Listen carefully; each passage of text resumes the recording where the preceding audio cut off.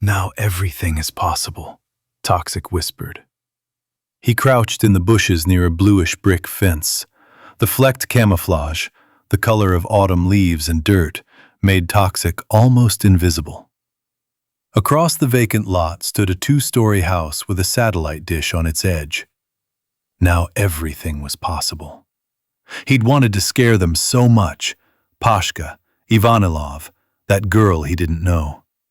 He'd come up behind them and roar like a zombie, and when the shooting started in the courtyard, he sat and watched. There were 3 of them. 1 fell, and 2 ran along the blank wall. Pashka, in his silver chemical suit, looking like a worker in some secret lab, and the girl. Pashka fell, his arms stretched out in front of him. Then the girl lifted him onto all 4s by the backpack, and he continued on, very unsteadily. They turned the corner and walked forward along the empty Yamskaya street. The girl supported Pashka. Toxic waited a moment and crossed the vacant lot, kicking the white caps of dandelions. Now everything was possible. Near the lamppost, he vaulted the wrought iron fence and stepped onto the smooth, blood-stained asphalt of the alley. A yellow gas pipe hung across the blank wall. Toxic pulled a crowbar from his backpack, pried open the manhole cover a few steps away, and placed it on the ground. Did he climb down? Having hidden the crowbar, Toxic bent down and lifted the heavy lid onto his chest. Holding the round object from below with his hands, 45 kilos, mind you, Toxic walked sideways into the yard. It might look like a pile of clothes lying on the floor, but it's Ivanilov, dead, and you don't want to look at his face. Toxic stared, turning his square-cropped head. Silence. Then he muttered, his voice mocking and menacing. Human blood is not water. It is not good to spill. He walked very quietly toward the broken window. Muffled voices could be heard from there, someone arguing with someone. Toxic didn't have time to process it. A man in a tank top appeared in the window frame, extended a pistol, and fired. The hatch cover rang loudly, and Toxic, still holding it, fell backward onto his backpack. Throwing off the lid, he ran around the corner so quickly that it continued to spin, settling down in place, and when it quieted down, Toxic looked appraisingly at the gas pipe. Now everything is possible. He left the little house behind, and a flame flowed gently down the brick wall like a firebird. An elderly woman, leaning out of an open second-story window, cried out, "Fire! We're burning!" Toxic didn't see her, and even if he had turned around, she would have been hidden by 2 tall chestnut trees behind the wrought iron fence of the front garden. They straightened up, seeming to be celebrating something. At the intersection with Laboratornaya, near the zebra crossing, Toxic caught up with Pasha and Yana. Pasha was sitting, legs stretched out, on the corner of the sidewalk, in the shade of ash trees and a Khrushchev-era apartment building. He held his hands to his stomach. Yana tried to persuade him to take off the chemical protection. Pasha said tearfully, "I'm afraid to look. I don't want to." He looked ahead, thinking about something. He pursed his lower lip. A long knife lay on the asphalt next to him. "Hi, Pasha." Toxic approached and froze, like a walking figure on a blue and white crosswalk sign, his limbs half bent. The sign was visible directly behind him. Toxic found it amusing and waited for Pasha to appreciate the humor. "Hello," said Yana. "He was wounded." Toxic turned his face, as if politely asking, "Is that so?" Then he pointed back. "I know. You are avenged." At that moment, a loud boom erupted from there, and brick fragments fell down a strip of street in the distance. Somewhere in the courtyards, several car alarms began to wail, overlapping each other. You know, everything is possible now. Toxic smiled, probably for the first time in his life. Chapter 25. The pinpointer, a portable metal detector resembling a small police baton, was chattering frantically in its beeping language. Balkan, squatting, poked the device into a pile of dry leaves mixed with dirt and carefully dug with a short shovel. He raked it with a gloved hand and poked the pinpointer again. What could one find here, in the grove above the cliff of Smorodinsky Slope? A lot, if you know you're standing in a protected area called the Smorodinsky Archaeological Complex, 4th through 3rd millennia BC, 2nd through 5th centuries AD.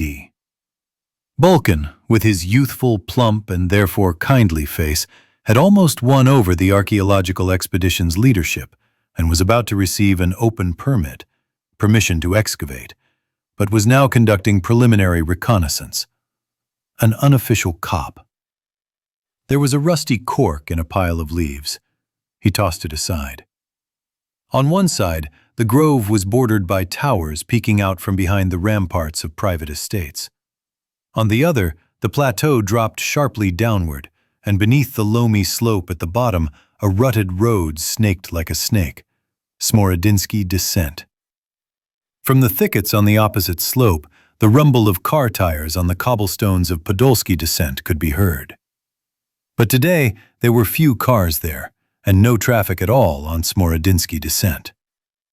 Balkan sighed, packed his pinpointer and the regular metal detector lying nearby on the ground into his backpack, put his shovel in its case, and headed to the cliff.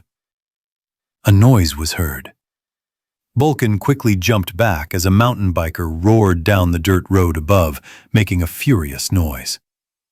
He flew up the ramp, landed, right over the Zmeyevaya cave, and flew on. For at least 60 centuries, the man-made cave had been inviolable, until the downhillers arrived. Balkan fired off a barrage of obscenities, and after a dozen steps, he reached a notch on the edge of the slope. Trees, like rock climbers, clung mysteriously to the almost vertical loam with their roots. Some had given up, their fallen trunks frozen forever in their attempts to slide down. Only a knowledgeable eye could recognize the long humps on the slope. Slides, melted by rain, snow, and meltwater over millennia or centuries. Beneath the hollow was a ledge, as if someone had struck the mountain with a fist. Balkan descended there along a path on the right and stood with his back to the cliff, where a log lay in a gully. From this side, it turned out that above the hollow was a log overhang, covered with earth. Beneath the overhang was something like a large, loamy room with a sloping floor. In the far wall was a hole, the entrance to an ancient cave that spiraled deeper. The hole was covered in dry leaves. Among them lay a pile of shit. Balkan put down his backpack, wrapped the shit in a bag, and threw it down the slope. Descending here to Smorodinsky was too steep, although Balkan had sometimes attempted such an extreme as a child. Down there, if you followed the zigzags of Smorodinka to Kirillovskaya Street, lay the industrial zone, and, before Spartak Stadium, the small residential area of Liplinovka, nestled in the mountain's ridges. From the intersection where Podolsky descent merged with Kirillovskaya, Tulchinskaya Street, where Balkan grew up, ran straight ahead almost to Petrovka. Back then, he knew nothing about the cave's history, but he still climbed there. He also didn't know that a century earlier, on a parallel street, the archaeologist Kvoika had settled, and also climbed in that cave on Smorodinka, aggravating his tuberculosis. Then Balkan forgot about the cave and the whole area for a long time, where you were overcome by a feeling of solemn gloom, from its antiquity and desolation. And this morning, before the heat began to boil his brain, he left the house with his large hiking backpack. Yanka Diagileva stared at him from the graffiti on the wall. "Come along with me. Let's walk along the tram tracks." He crossed the tram tracks on Kurilovskaya Street, turned left past the houses of Liplinovka, growing at the very bottom of the world, and reached the road leading up a ravine overgrown with enormous trees. The road was a jumble of cobblestones and cracked asphalt. On the left, despite the storm drain, a rusty stream trickled along the shoulder. "Welcome to Smorodinsky descent." Bulkin reached into his enormous backpack for flashlights, but his smartphone vibrated in his pants. Video call. Oksana, his ex-wife. "Saratov on the line. How are things in Kiev?" "How is Boris?" Bulkin knew the long-running story about the misadventures of Oksana's second husband, the artist Kochetov. It wasn't the male rival who always came to mind, but Kochetov's private house in Myasnitsky Ravine, on the outskirts of Sobornaya Street. Bulkin went there once to visit. The artist had holed himself up in the family estate, a shack near a stream flowing along the bottom of the ravine, with a toilet booth standing right above the water. Bulkin was as struck by this as by the fact that in Saratov, side streets are called driveways and numbered ad infinitum, instead of being given different names. As Bulkin walked through the private sector from Myasnitskaya Street to Kochetov's house, he crossed 2nd Radishchevsky Drive, 1st Radishchevsky Drive, simply Radishchevsky Drive, and then Radishchev Dead End, the last name of which made him laugh. Boris considered himself the spiritual successor of Borisov Musatov, and, in the same impressionist style, copied from his own photographs. Rather than wandering around the countryside with a sketchbook, it was easier to grab a digital camera. Some time ago, Boris was nailing a board to the aforementioned outhouse when he stepped awkwardly and injured his foot on a rusty nail in the stream, which landed him in the hospital. Bulkin checked on the alpha male's health almost daily, and even sent him his old pinpointer as a gift, so that when Boris was dressed, he could climb the stream with it and pry out all the nails. "Boris is sitting on the hospital bed with your little device, aiming it at every metal object," Oksana said. The Chernyshevsky Museum, where she worked, served as a backdrop. She stood at the porch of that old house, yellow on one side and made of black, charred logs on the other. Bulkin was in that strange house, with no clear number of floors. 1, 3, or 2.5. "So what do you have in Kiev?" "In your Kiev," Bulkin noted. "What?" he asked. "Well, I'm worried. The government quarter is supposedly cordoned off. They're not letting anyone in or out." "I don't know. I've been out digging since morning." Oksana took a closer look. "Yes. What kind of cave is it?" "Smorodinskaya, Zmieva." "So, did you get the open sheet?" "Not yet." "How are you in general? Are you coughing or sneezing?" "God has been kind, although I see people wearing masks all around. Sometimes I get the urge to troll everyone and wear a gas mask. I have that, you know." "Yes. I also read something vague about security forces being deployed to Kiev." "Why bother? It's peaceful here. They didn't even impose a quarantine. They learned from the mistakes of that insanity with the coronavirus." "Well, you know, the earth is full of rumors." And the language of the honking ones became clear. This nonsense again. Language is used there to mean people. The scriptures were translated into Slavic, and our people became clearer, more articulate. "I know. It just sounds cool." "So, are you going to the cave now, or already?" "Not yet." "Is there anyone nearby?" "The trees rustle. They are my guardians." "What if it fails?" "I won't complain. I have some snacks with me. Let's do it this way. If I don't get in touch in 3 hours, tell someone here that I'm trapped in a cave and they can rescue me. I have a feeling that I'm letting you go to the grave. You've had this feeling for 5 years, and as you can see, it hasn't come true in the slightest. Wait, Balkan said, switching from the front-facing camera to the regular one. Here's the landscape. I haven't been here for a long time. Have your Boris take a screenshot and draw it. I'm about to run out of battery, and I still need to take photos and then finally get in touch. I'm going into the cave, especially since it's chilly there. It's almost 40 degrees here. We have it too. That's it. See you later. Bye. Balkan pulled his headlamp onto his head, turned it on, and crawled backwards into the hole on all fours. He soon disappeared into the darkness, dragging his backpack behind him.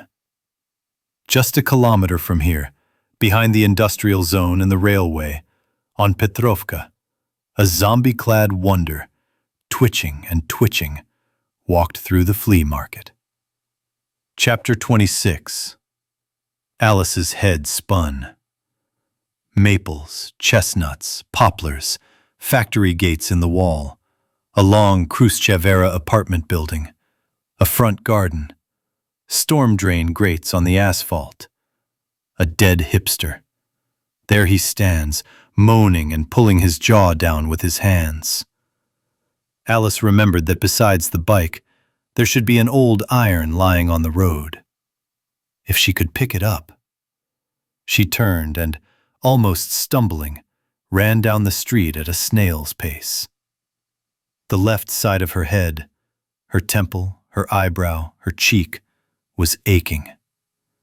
Alice covered her eye with her hand and didn't take it away. "Someone!" she screamed. "Save me!" A worried face looked at her from behind the glassed-in balcony on the second floor. "What is this? A movie for you?" Alice got angry. The zombie, remaining about 30 meters behind, turned toward her and continued its strange actions with its mouth. It stuck its hand in, fiddled around, then yanked, pulling out a chunk of what appeared to be meat. Alice walked quickly down the street, past the factory entrance, a long building in a low spot, another Khrushchev-era apartment building. A portrait of Yanka Diagileva peered out from its brick corner. The street was empty. To the right, behind a soft green fence, a squat school, 2 buildings connected by a single floor, appeared. Deeper into the mosaic, or rather, not the mosaic, Alice couldn't tell. The drawing was shorter, with the pale figures of a young man and woman walking away, hand in hand. Swallows flew nearby. In the center was a brown compass, and in the corner, a half-open book. Alice realized they were probably walking, like her, straight down Tulchinskaya Street. Ahead of them were strange white objects, as if the painting hadn't been finished, but simply a blank space to be filled in later. And to the left, beyond the building, an empty street branched off down below, again between factory buildings with large, dusty, barred windows and a concrete block wall. Alice turned there. Passing the 2-story entrance hall, she climbed the steps between the white flower beds and tried the handle of the wooden door. Locked. She knocked. "Deaf!" Alice moved on. Another checkpoint, this time with a gate for cars. A security guard in a black uniform was hiding behind the bars. Alice ran, shouting from afar, "Let me in!" "Stay back! Stay back!" The guard pulled his pistol through the bars. "Don't come any closer!" Alice darted in the other direction. There were also gates there, red and tightly closed. She quickly walked away from them along the wall. Gates, brick and concrete fences, buildings, poplars with their thin brooms. She reached Kirillovskaya Street, a wider street with a tram track, along Kavoyka Street. No people, no cars. Across the street, Alice saw a school and a formerly white-tiled dormitory, and between them, deep in the courtyard, a tree-covered mountainside could be seen. The tram rang. A red, yellow-roofed single-car train approached from the direction of Spartak Stadium and the bird market. It moved slowly, its round, dim headlights glaring ahead. Alice, trying to attract attention, waved her arms a few times, then stopped. A tram passed by, passengers banging on the windows, smearing blood across them. Through the open windows, screams and the soft sound of torn flesh could be heard. Alice noticed a grim-faced man inside, wearing a cap. He had risen, was banging someone's head on the handrail of the next seat, and was demanding, "Stop the tram! I'm getting out!" The tram proceeded to the turn, near the continuation of that green hill, and disappeared around the corner.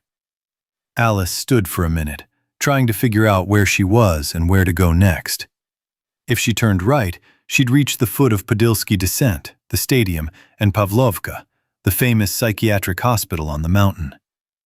But that's where the tram had come from. So she should turn left, where the tram had gone. It was safer there. I finally decided to open my left eye, slowly using my hand to help the eyelid, which was swollen shut and thickened with blood. It worked. Now, in stereo. Keeping close to the stone wall shaded by chestnut trees, Alice trudged toward the turn.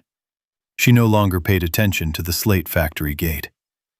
Kirillovskaya curved around, and from this bend, a narrow, potholed road, Smorodinsky Descent, leaded uphill between the transformer substation and a matchbox-like building. A stream flowed down it and disappeared into a storm drain grate, not reaching the tracks. Alice wanted to continue along Kirillovskaya Street, along the leafy, towering slope of the Kirillovsky Heights, but the tram was visible in the distance. It was already stopped, and human figures wandered aimlessly around it. Her legs buckled and hummed with the strain.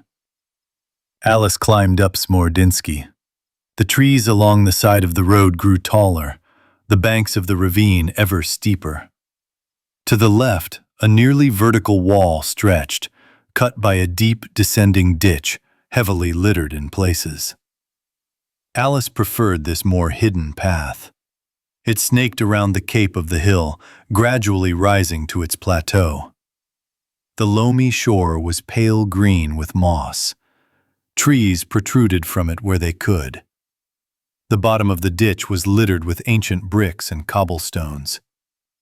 Alice climbed over a fallen log and soon reached the cliff, where she followed the edge of the cliff along a path near a nearly level overhang.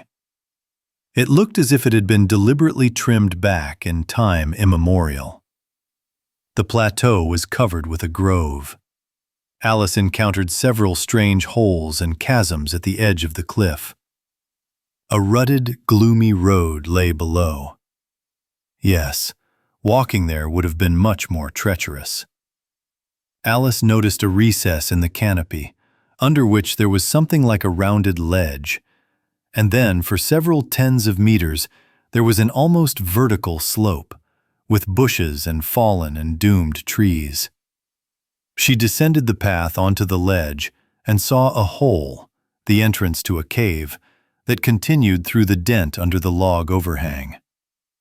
Alice took out her phone and tried again to call her mother, her father, Andrei. No reception. So what can I do? I'll keep going up, and eventually I'll get somewhere. A slow movement began through the bushes below. From the bend of Smorodinsky Descent, where ancient cobblestones showed like stone scales beneath the cracked asphalt, the dead walked timidly, staggering and stretching their arms forward. Alice retreated to the hole, where the floor was lower and it was impossible to see from below, from the slope. Rustling and groans came from the cave. Chapter 27. Phew, Pasha exhaled. Phew! Oh, fuck. Wincing, He used his fingers to press the steel belt buckle that was imprinted on his stomach. "Where's the bullet? Where's the bullet?" he asked. "Somewhere along the way it fell to the ground," Yana said. Across the street from me, there was a high-rise white building, and behind me there was also a Khrushchev-era building, and it was as if everyone in them had died out. "Look," Pasha remarked, "how everyone helps. Our people are so responsive." "The ones who stayed at home survived," Toxic said. "They're probably afraid. Those who stayed on the streets became infected, or they're just too scared to open their doors. I wouldn't open them. And you didn't appreciate what I said. You've been avenged." Yana looked at him carefully. "So what do you plan to do next?"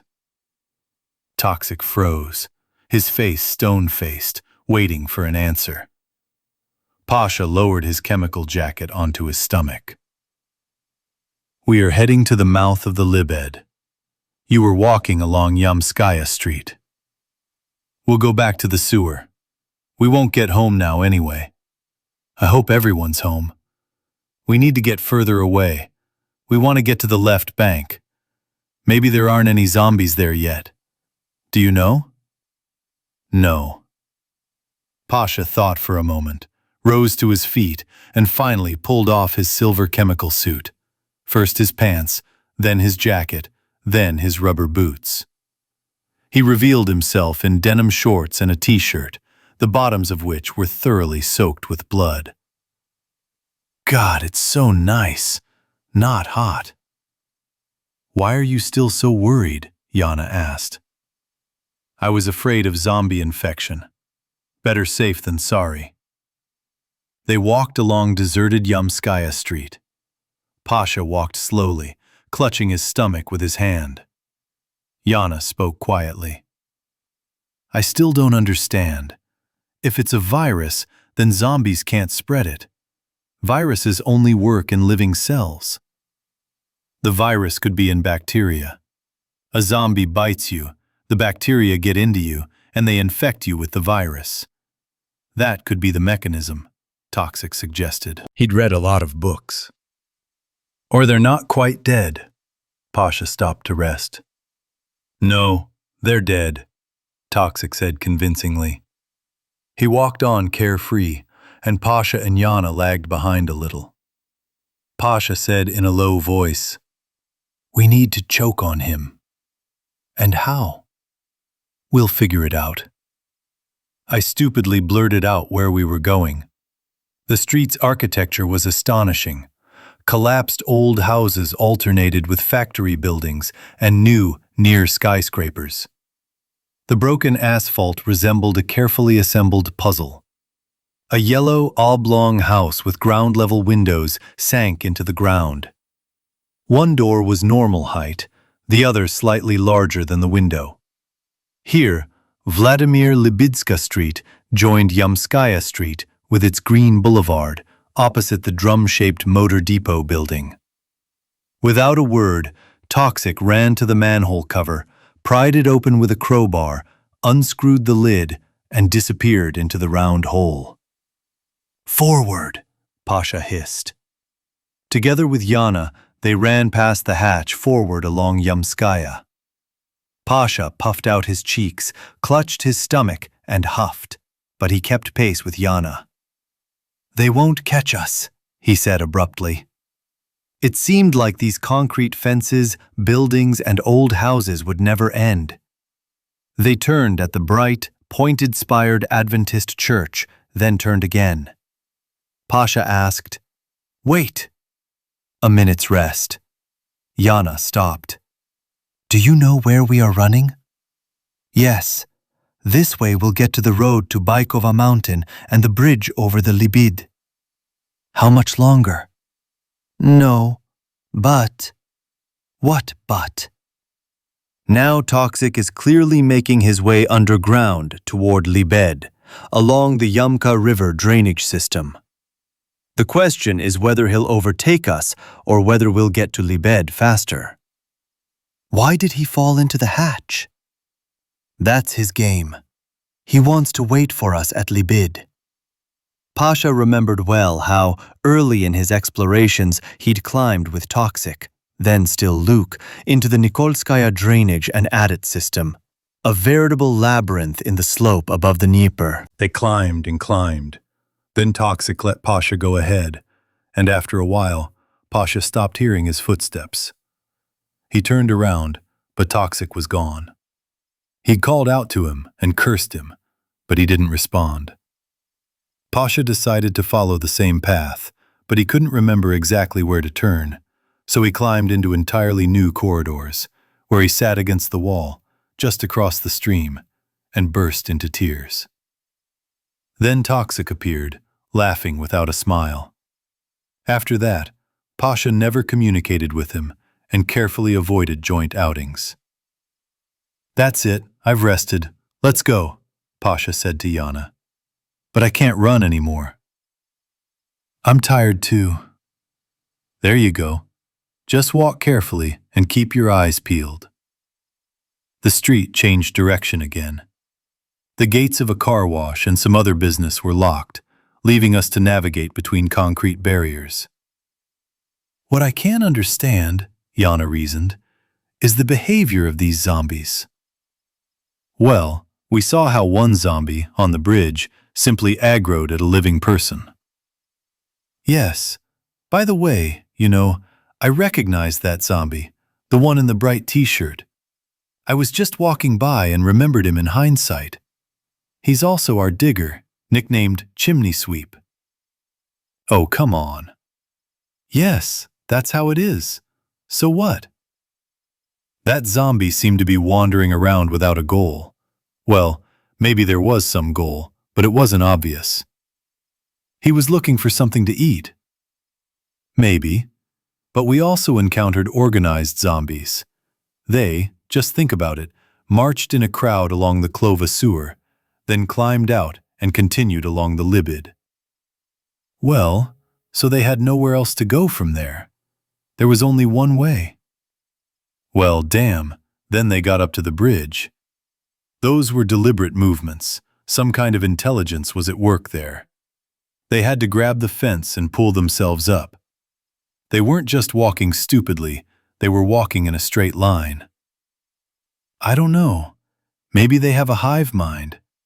Or maybe it's just that they're used to voting together, and that's how it is here. No, it's something else. Look, the streets are empty. Of the living, whoever managed to do so was the one who got away. Who didn't make it? They're staying at home. Well, there aren't any residential buildings here. But in the city, I think they're all staying at home, keeping quiet. Why aren't there zombies wandering around? Maybe they are hanging around somewhere. I just think that crowd of zombie politicians, they carried the rest along with them, like a herd. I don't know. Here's the bridge. The boys came to a place very similar to the area around the previous bridge at the beginning of Yamskaya Street. Here too, on the opposite side, a two-story house was visible, only it was uninhabited. To the right, across Libed, was a bridge, and beyond it, over the road, were pipes, probably a gas pipeline, and a railroad crossing connecting the embankment where the tracks ran. To the left, beyond the empty road, skyscrapers loomed. Smoke silently billowed from the window of one high above. Yana peered cautiously from the bridge's edge, from behind the corrugated sheet metal barrier that abutted the high concrete wall of the Libid River's outer gutter. Her view was obscured by small maple and poplar trees growing below.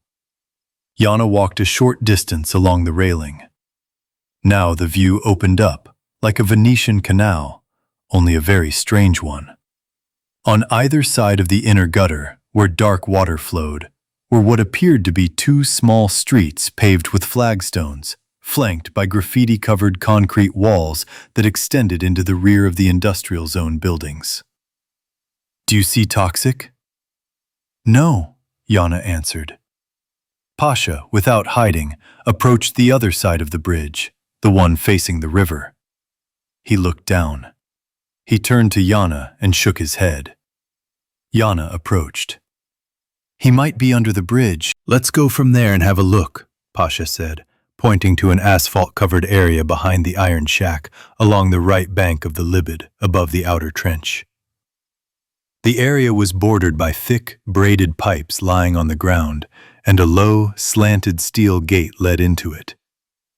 The diggers climbed onto the area over a section of the barrier that connected the shack to the gate. After walking a little further along the platform, they were able to look under the bridge. Clear. "So, shall we head downstairs?" Pasha asked. Beyond the pipes and the embankment, as far as the eye could see, stretched the green cemetery of Baykova Hill. I didn't want to go there, nor to the edge of the burning skyscraper. Far away, where the Libid River gutter narrowed, the high rises of Sapernaya Slobodka, the gateway to Bald Hill, peeked out like thick syringes. "This is our only chance," Yana said, and they climbed down from the platform onto the slabs of the outer gutter, between which grew tufts of grass on which litter from all over Kiev had been caught. Bags, plastic cups, bottles. And they had already started walking when from above, from the bridge, a female voice called out to Pasha. Chapter 28. The zombies continued to march up the Protasov Yar road. Vesta could see them through the branches. She hid on the slope, ready to climb further at any time, following a barely noticeable path through the weeds and maples, overcoming ledge after ledge. Her first thought was to get out to Solomenka, but that was where the crowd of the dead had poured from. Vesta carefully took out her cell phone, set it to vibrate, and tried to call her family, but there was no signal. Vesta sat down, breathing quietly, and stared. The dead, seemingly ordinary people, only pale and bearing bloody bite marks, staggered and contorted their bodies as they passed. Some mumbled something. The crowd thinned, then stragglers came up, and finally everyone disappeared around the bend below. Vesta decided that she had a better view on the open road than trudging through the thicket along the mountain, and stepped out onto the roadway. The ambulance, which had crashed into a lamppost, was still smoking. Was there anyone left alive? She needed to get closer. Instead, she crossed to the other side of the street, stepped over the guardrail, then climbed over a stone fence and began climbing the grassy ski trail toward the clinical town. The surgical building peeked out from above. Beneath the two-legged supports of the cable car was a depression in the dirt. She could ski like that, too. Hidden among the dense trees to the left, beyond the notorious entrance to the secret dungeon, lay the yellowish building of the Institute of Epidemiology and Infectious Diseases Clinic, complete with a small church. Vesta remembered that just up the slope was an abandoned bomb shelter that had survived more than one fire.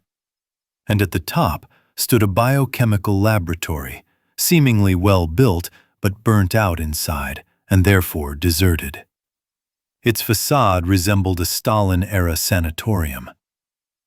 Vesta climbed up and walked through the open gate in the concrete fence that separated Amasov Street from the ski slope. The rising road to the right, alongside the surgery building, was empty, save for 2 rows of chestnut trees. The striped barrier at the checkpoint leading to the building was lowered, and there were no cars or guards in the parking lot.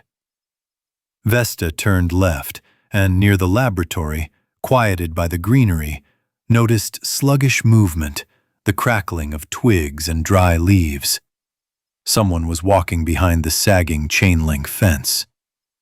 The gates to the estate were open, and under a spreading chestnut tree that obscured the building stood a blue trailer with bars on the windows.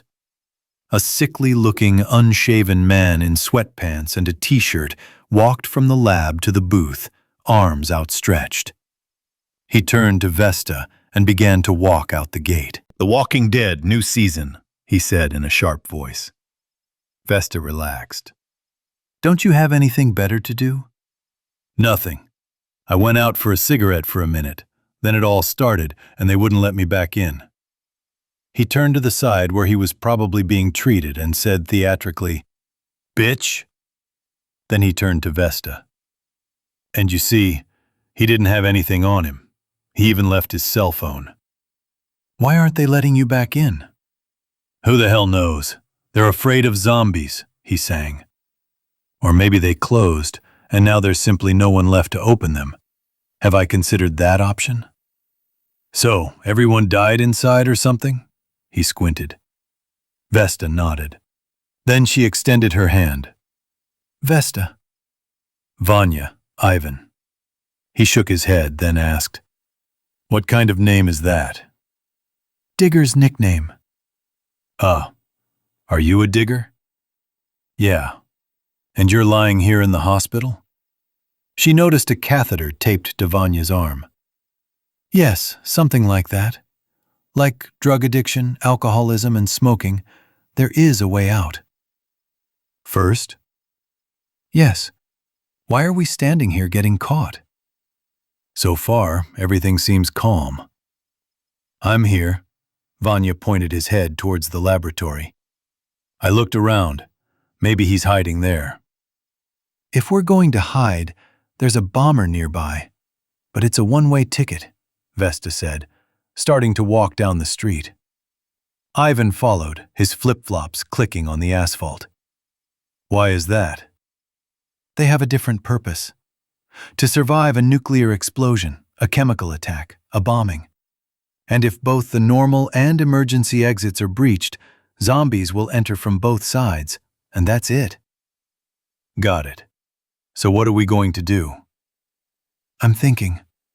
From here to the Protasov Yar collector, a stream underground, and then to Libid. Another option. At the turnoff near a pale 6-story building that looked more like a clinic than the Institute of Epidemiology and Infectious Diseases itself, there was a passage to the right, a corrugated metal gate leading to the adjacent edge of the Bykovo Cemetery, and further down the street, near a modern high-rise business center, several people with an eloquent gait were moving aimlessly.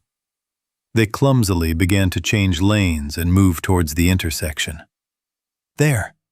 Vesta quickly disappeared through the gate. It was still hot in the shade under the trees. They walked quickly along the path between the grave fences. This is where the real hell is about to start. Vanya scratched his side, looking around. Thousands of sleeping figures, from photographs, from sculptures, looked at the two living ones, purposefully walking through the burial ground. Peeling crypts, sad sculptures, the graves of mutual relatives, all buried side by side within the same fence. Vesta imagined them sitting at the same table at some family celebration, banging forks on plates, talking. Do you know where you're going? Vanya asked. Yes. Past the church, locked, they followed an alley to an ancient gate shaped like a 2-story house with an arch, almost like a gatehouse. They emerged onto Bykovaya Street. 2 red fences made of brick sections, a staircase, and a road between them. It separated the 2 main parts of the cemetery. People usually walked along steep Bykovaya, which climbed from the Libed Valley up to the cemetery entrances. Now it was empty. Behind the fences, the greenery of the mighty maples and lindens faded into silence. In the middle of the highway lay a bouquet of flowers, abandoned and trampled. I'm scared, Vanya almost shouted. I'm really scared. Quiet, Vesta said, looking to the right. Up there, in the bare sky above the asphalt, smoke was streaming. Left. Below. Nobody. They hurried there. The fence was solid on one side, while on the other, gates opened into the monument-making workshops. The advertising poster depicted something like a comic strip depicting the entire production process. Workers in overalls busily carrying stone, manning machines, sawing, sharpening, and drawing. The workshops were the same brownish-red color as the brick fence.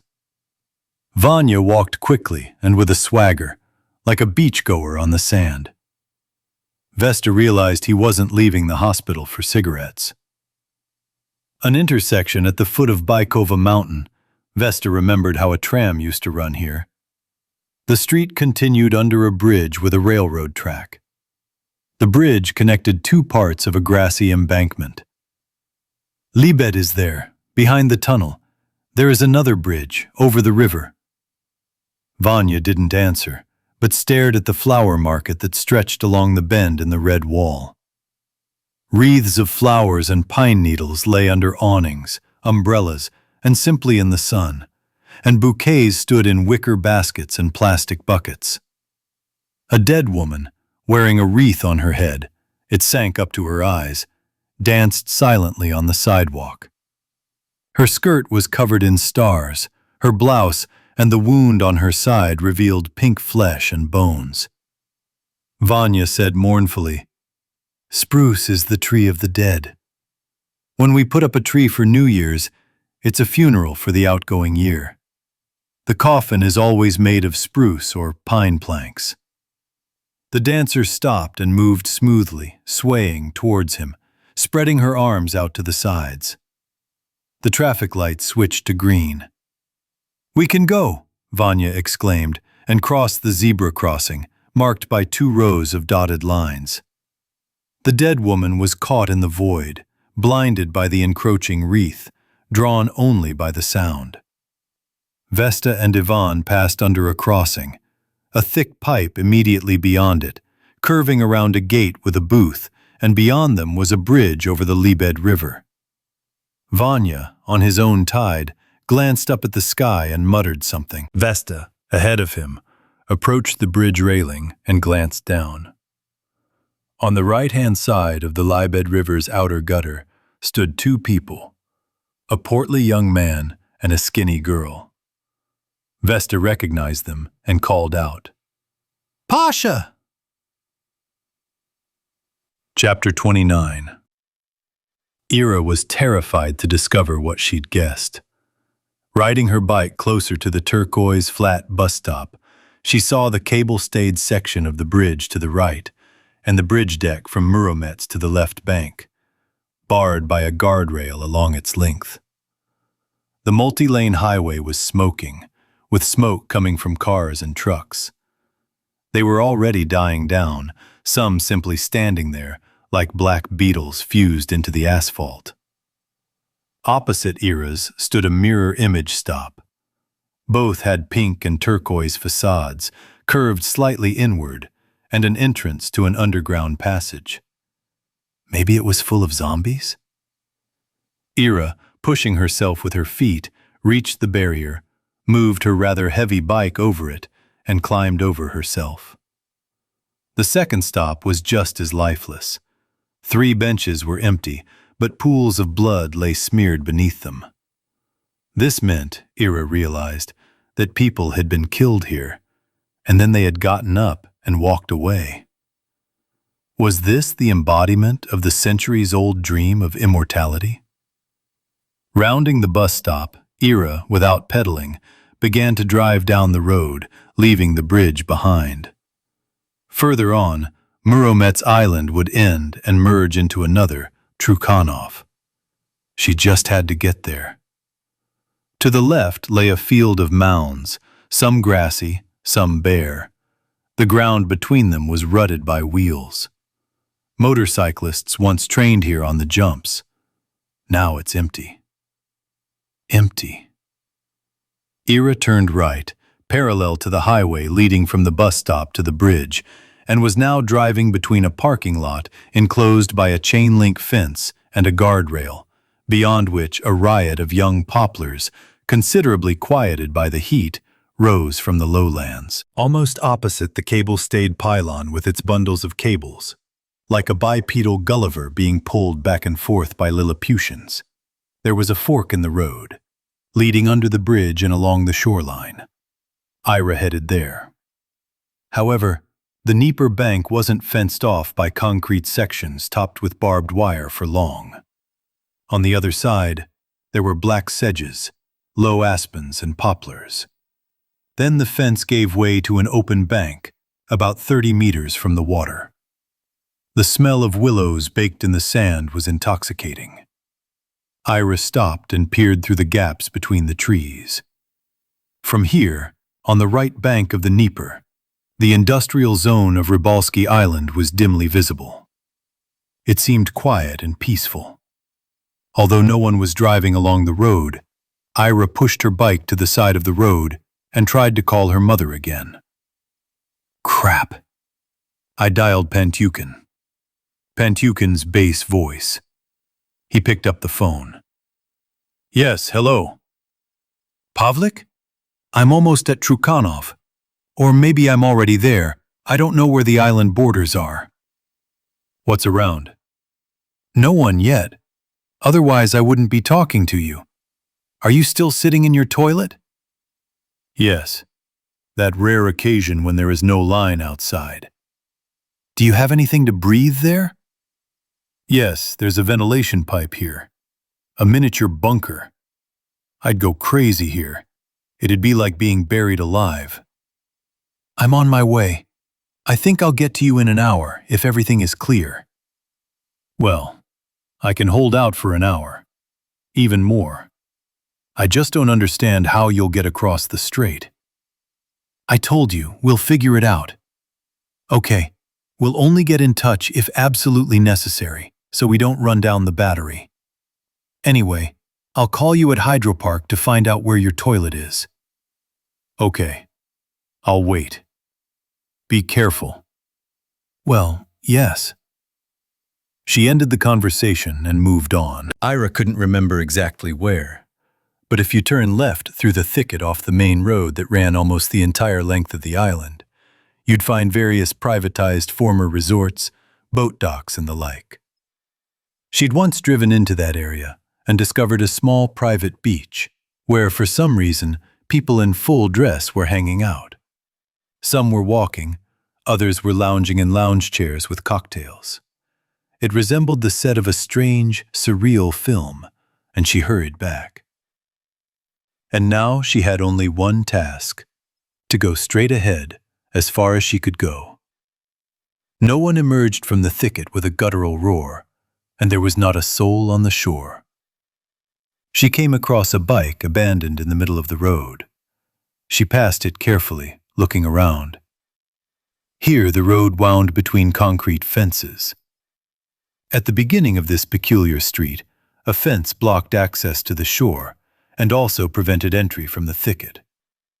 Ahead, the Petrovsky railway bridge loomed over the road with its steel spans.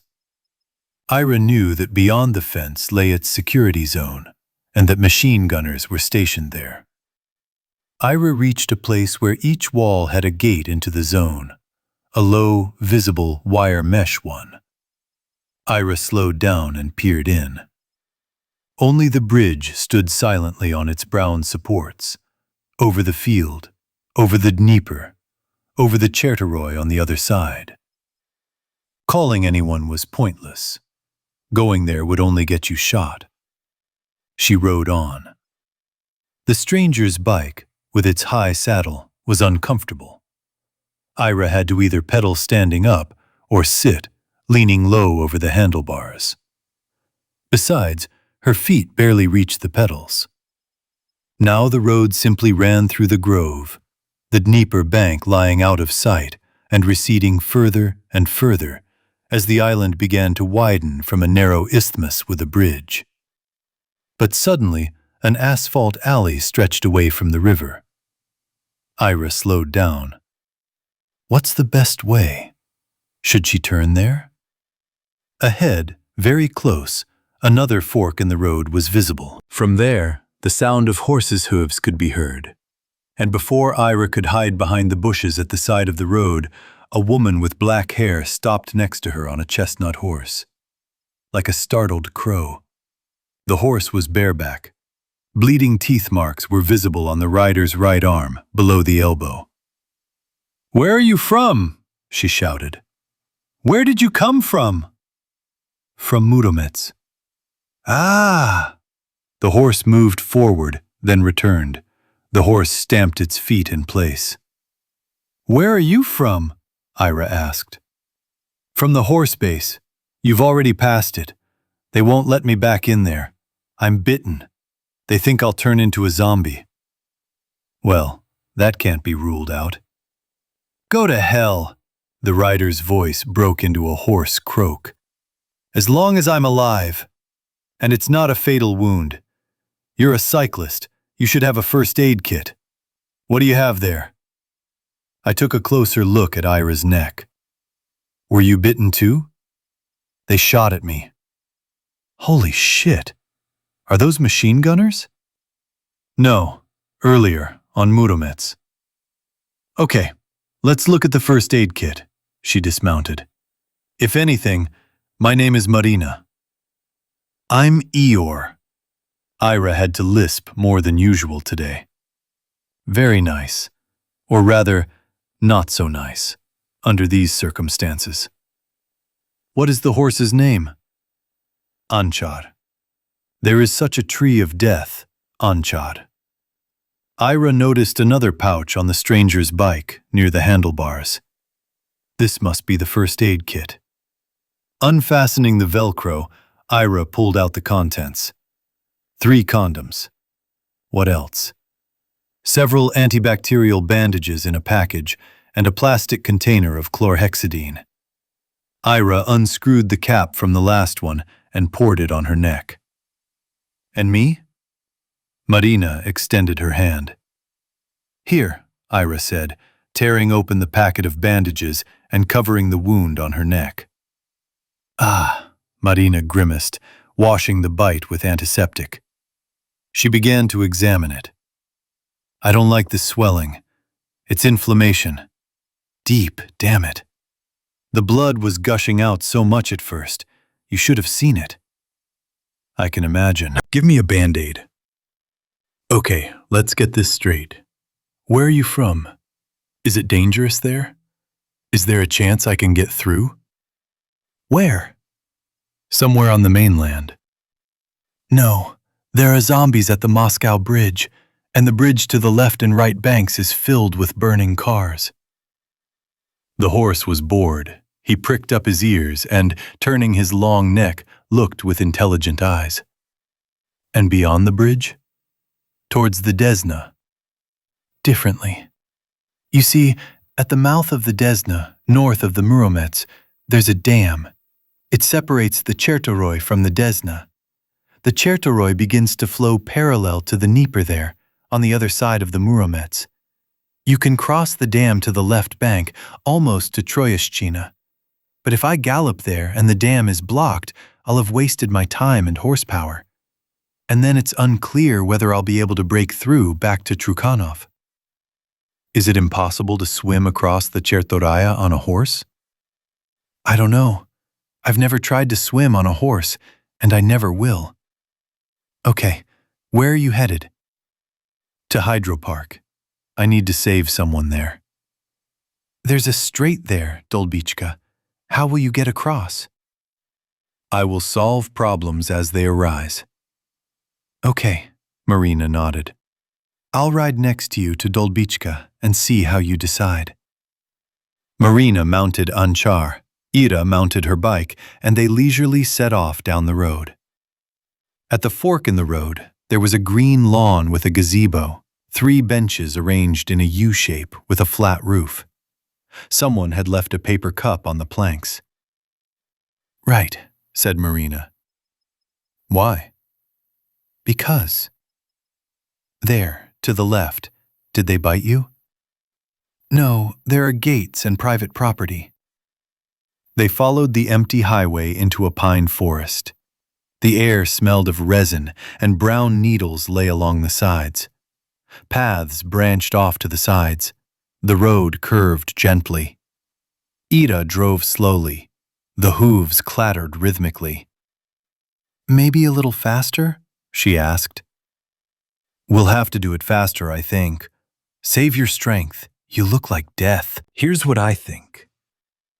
Ira was silent. Marina continued. I came here from the bridge under construction from Rybalski. I wanted to cross it to Rybalski Island. Yeah, pine trees floated above them in the sky. It's so desolate around that bridge, and these reinforced concrete things along the supports rise up to the roadbed. I could have walked along them without a horse. From the shore, you can see that Rybalskoy seems to be quiet, no fires or anything like that. But I didn't want to abandon Anchar, you see. I'd seen those things before and simply forgot that they rise too steeply at a very steep angle. And they're divided into segments. So, on a horse, it's a dead end. So I drove around there for a bit and then rode on along the same side of Trukhanov that faces Podil. I thought I'd get to the pedestrian bridge. And there's this road made of slabs that leads there. And then there's the beach nearby. And that's where I ended up, you know. That's where it was really bad. I was lost in thought, and they jumped out of the bushes and surrounded me. Dead beachgoers, can you imagine? These guys, women in bathing suits, children. So they dragged me off the Anchar. I gapped onto the slabs, immediately jumped up, and then back onto the Anchar. But then I got bitten. And then I went back to the horse base. And they chased me away there. And Marina fell silent. The pine forest began to alternate with deciduous trees, birches and maples. From the fork where two dirt roads branched off, a bridge over the road loomed ahead. Well, that's interesting, Marina said. What kind of bridge is this? This is another part of the same Voskresenskoy. It goes to the left bank, to the Rusanovsky Gardens. I don't know about here, but it's quite possible to cross over the bridge. It's already built. I need to go to Hydro Park. I remember. From a distance, through a gap in the trees, the bridge appeared to be two-tiered. But as she approached, Ira realized that below the bridge deck, on the crossbeams of the supports, lay what looked like enormous metal rails. Ira wondered if she'd have to somehow climb onto them and walk. And to the left, preceding the bridge, behind a chain-link fence, was a platform with several temporary structures, iron structures of some sort, covered in tarpaulin. Between the platform and the bridge nestled a low, open gate. From them, a disorderly crowd of dead people walked towards the road. Now let's speed up, Marina, barely able to stay on her horse, urged it on, the clatter of hooves quickening. Ira shifted gears and pedaled with all her might. The crowd appeared behind them and began to follow, but fell behind and began to mill about under the bridge. Ira and Marina continued racing down the road. To hell with this bridge, Ira shouted. I support. Having driven a fair distance, but still within sight of the bridge, they slowed. A sign with an arrow beckoned them to a fence, promising beer, a banya, kvass, and a truly wonderful vacation. A dozen meters further, by a path covered in broken asphalt, hung a sign about the baths. I don't even want to imagine what's going on there, Marina said.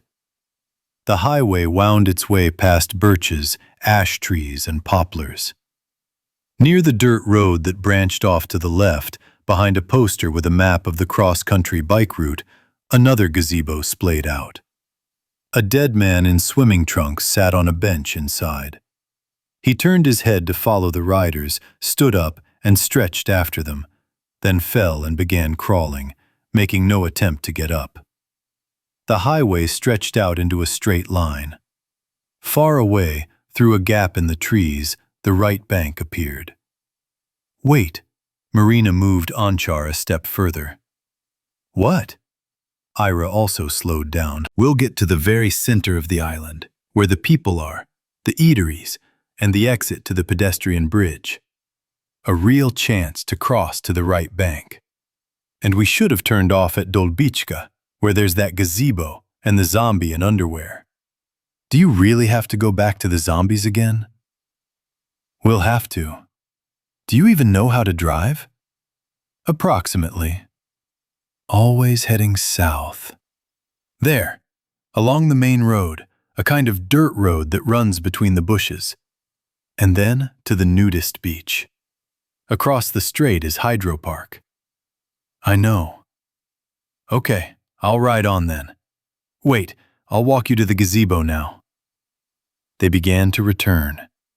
The dead man in the middle of the road seemed to greet them, smoothly waving his raised hand, clenched into a fist. Chapter 30. Between the roaring sound of the falling plane and the sharp bang, there was a moment of silence. Then, the opening to the postern, along with the roar, was filled with a black-orange mixture of smoke and fire.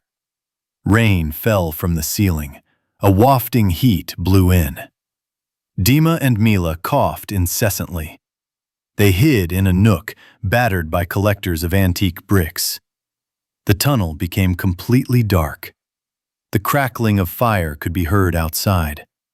Dima peeked out from the nook. He shone his smartphone at the light. He couldn't see anything because of the smoke. He pulled his t-shirt over his nose, but it didn't help. The soot was getting into his nose and throat. "I'll never smoke again," Mila said through a cough. "I can't see a damn thing." We go by touch along the wall. They ran their fingers over the bricks, feeling every shallow joint. In the arched ceiling and walls, niches alternated with protrusions. Closer to the exit, it was better, like being in a thick fog. "So, are we heading out?" Dima asked. "And what are we doing?" They emerged. Thick, now gray smoke covered everything. Light wisps of it hung and fell in the air. Across the road from the porch, where trees grew from the hollow, the haze was thicker, enveloping the trunks, crowns, and bushes. "It's there. The plane crashed there, in another part of the mountain," Mila said. Next to her, Dima was silently fighting a dead man. She didn't even notice right away. The smoke made her eyes water. She wanted to close them and not open them, or rub them. But the hanged man, with a damaged spine, probably died and is now alive. Otherwise, why would he have grabbed Dima's leg with both hands and reached out to him, his mouth wide open like a huge O? Mila kicked the zombie in the shoulder. This coincided with Dima pushing the corpse away. The corpse released Dima's leg, but immediately reached back. "Let's go!" Dima ran along the road next to Mila. To the left was an earthen rampart. To the right was a ravine with large trees. "Stop! Stop!" said Mila. "He won't catch us. He can only crawl. And we're going in the wrong direction." "The road will lead somewhere. I don't want to go back." They were coughing less now, even though the fire roared and crackled, and the entire sky from the lowland was filled with clouds of smoke. The plane crashed near the tower, on the other side of the ravine. Mila suggested, "We need to go to the crash site and see if anyone is alive. They might need our help." "Do you have a first aid kit?" "Well, pull him out from under the rubble or something." "As you wish. I won't go." "What are you talking about?" Dima pulled his t-shirt up over his face again and, blinking, rubbed his eyes stupidly. Mila cursed briefly, turned, and headed down the slope. Visibility was minimal. The terrain was strange, distorted by the earthworks of a vanished fort. Everything seemed subordinated to some elusive military purpose. The smooth banks of the ravines and the roads between them were strewn with dry leaves. Mila ran down the steep hills, climbed the opposite ones, making her way to the base of this living, smoky column, growing ever larger into the blue sky. The slopes were strewn with green branches and leaves, cut off by debris thrown up by the explosion. The debris itself, twisted and indistinct, lay on the foliage or embedded in the ground. The closer she got to the crash site, the more scraps of charred rags, small objects, even shoes Mila found. It was as if a huge pile of trash had been dumped on Bald Mountain and cleared away. She reached a graffiti-covered concrete fence, beyond which lay an area with radio towers, the towers themselves, the building. She began to walk along the fence, reaching a road where there was a crossroads. There stood a checkpoint house, its windows gaping empty. The trees above and beyond were weeping. Their leaves had withered.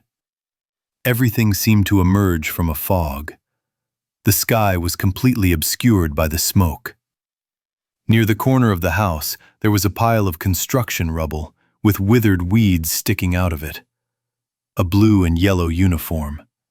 A barefoot stewardess, her feet blackened with soot, sat on a sack of hardened, damp cement. Mila ran up to her and touched her shoulder.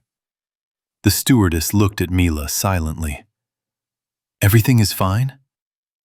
The stewardess answered thoughtfully. "It couldn't be better. Like and subscribe." "But you are alive." "Yes, I locked myself in the restroom. It's in the back. It's the safest place on the planet." "Is anyone still alive?" "I don't know." "What is your name?" "Dasha." "I'm Mila. Why did the plane crash?" "There were zombies on it, but I don't know why it fell." "Okay, does it make sense for me to go further? Can I help anyone there? What did you see?" "There are burnt and mutilated zombies crawling around there." Mila grabbed her temples. She thought. It was creepy. She wanted to disappear. She extended her hand to help her up. "Let's get out of here." From the window of the house, they quietly and timidly suggested, "We are with you." Chapter 31. Lida still couldn't understand why this strange, well-spoken man, Kanarin, suddenly stopped rushing her, stopped leading her toward the massive structure before them, the white-tiled House of Artists. And before she could ask what that explosion was, Kanarin let out a wild scream, "Ah!" and ran down the stairs leading from the vacant lot into the courtyard. The building looked like a landed starship. Beyond it, others were visible, but these were smaller, hotel-type apartments, the kind you'd find in many parts of Kiev, on Lukiash, on Lesnoy, anywhere. While Lida was wondering where to go, Kanarin ran back. He waved his arms and continued shouting. What a loss of composure this man had. Seeing Lida, he turned and quickly began to climb the path that led along the edge of the rising retaining wall. The artist's house stood at the bottom of a ravine, and the wall embraced the secluded inner courtyard and then turned away. Above the wall, a mountain rose like a thicket, Sobachka. The dead were writhing as they climbed the stairs. It seemed that climbing the steps was difficult and perplexing. Lida was very tired. She'd visited 2 monasteries, Vijubitsky at the bottom of the botanical garden and Iona at the top. Even in the former, she'd felt like she'd been standing there too long, but the incense soothed her thoughts and soothed her soul, that she would have stayed even longer if her friend Agafia hadn't been waiting for her near Iona. Lida doubted her name was Agafia, but that was what she called herself. Lida had never seen a living Agafia before. So Agafia was supposed to bring her a katsya, a censer for lay people, as a gift. Lida burned incense at home on charcoal discs, but it was inconvenient.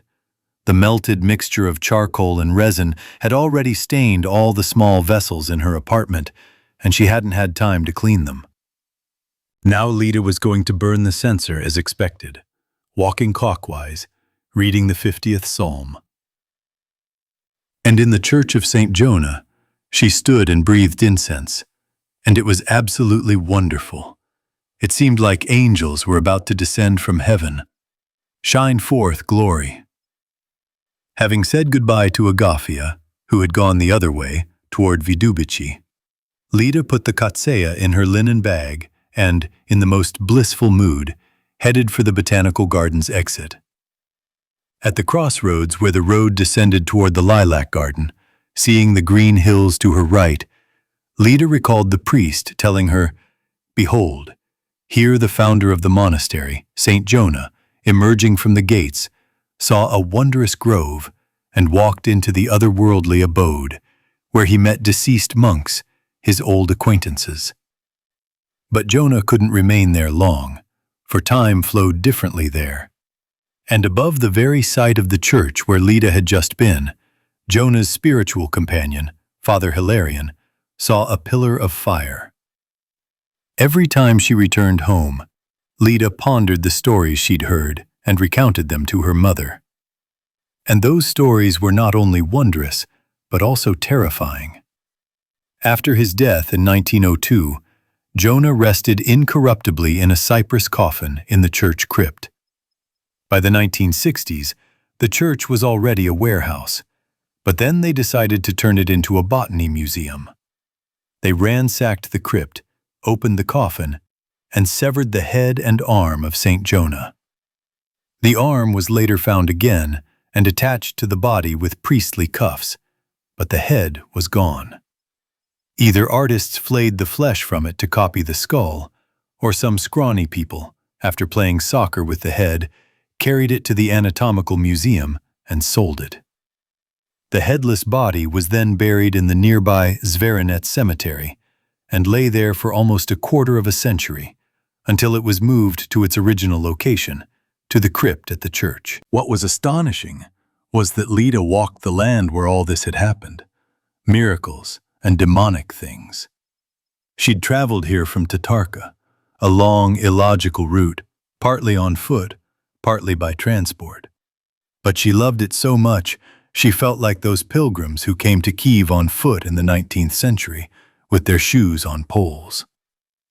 Through Podil, past the Florovsky Monastery, then to the Lavra, then to the Botanical Garden.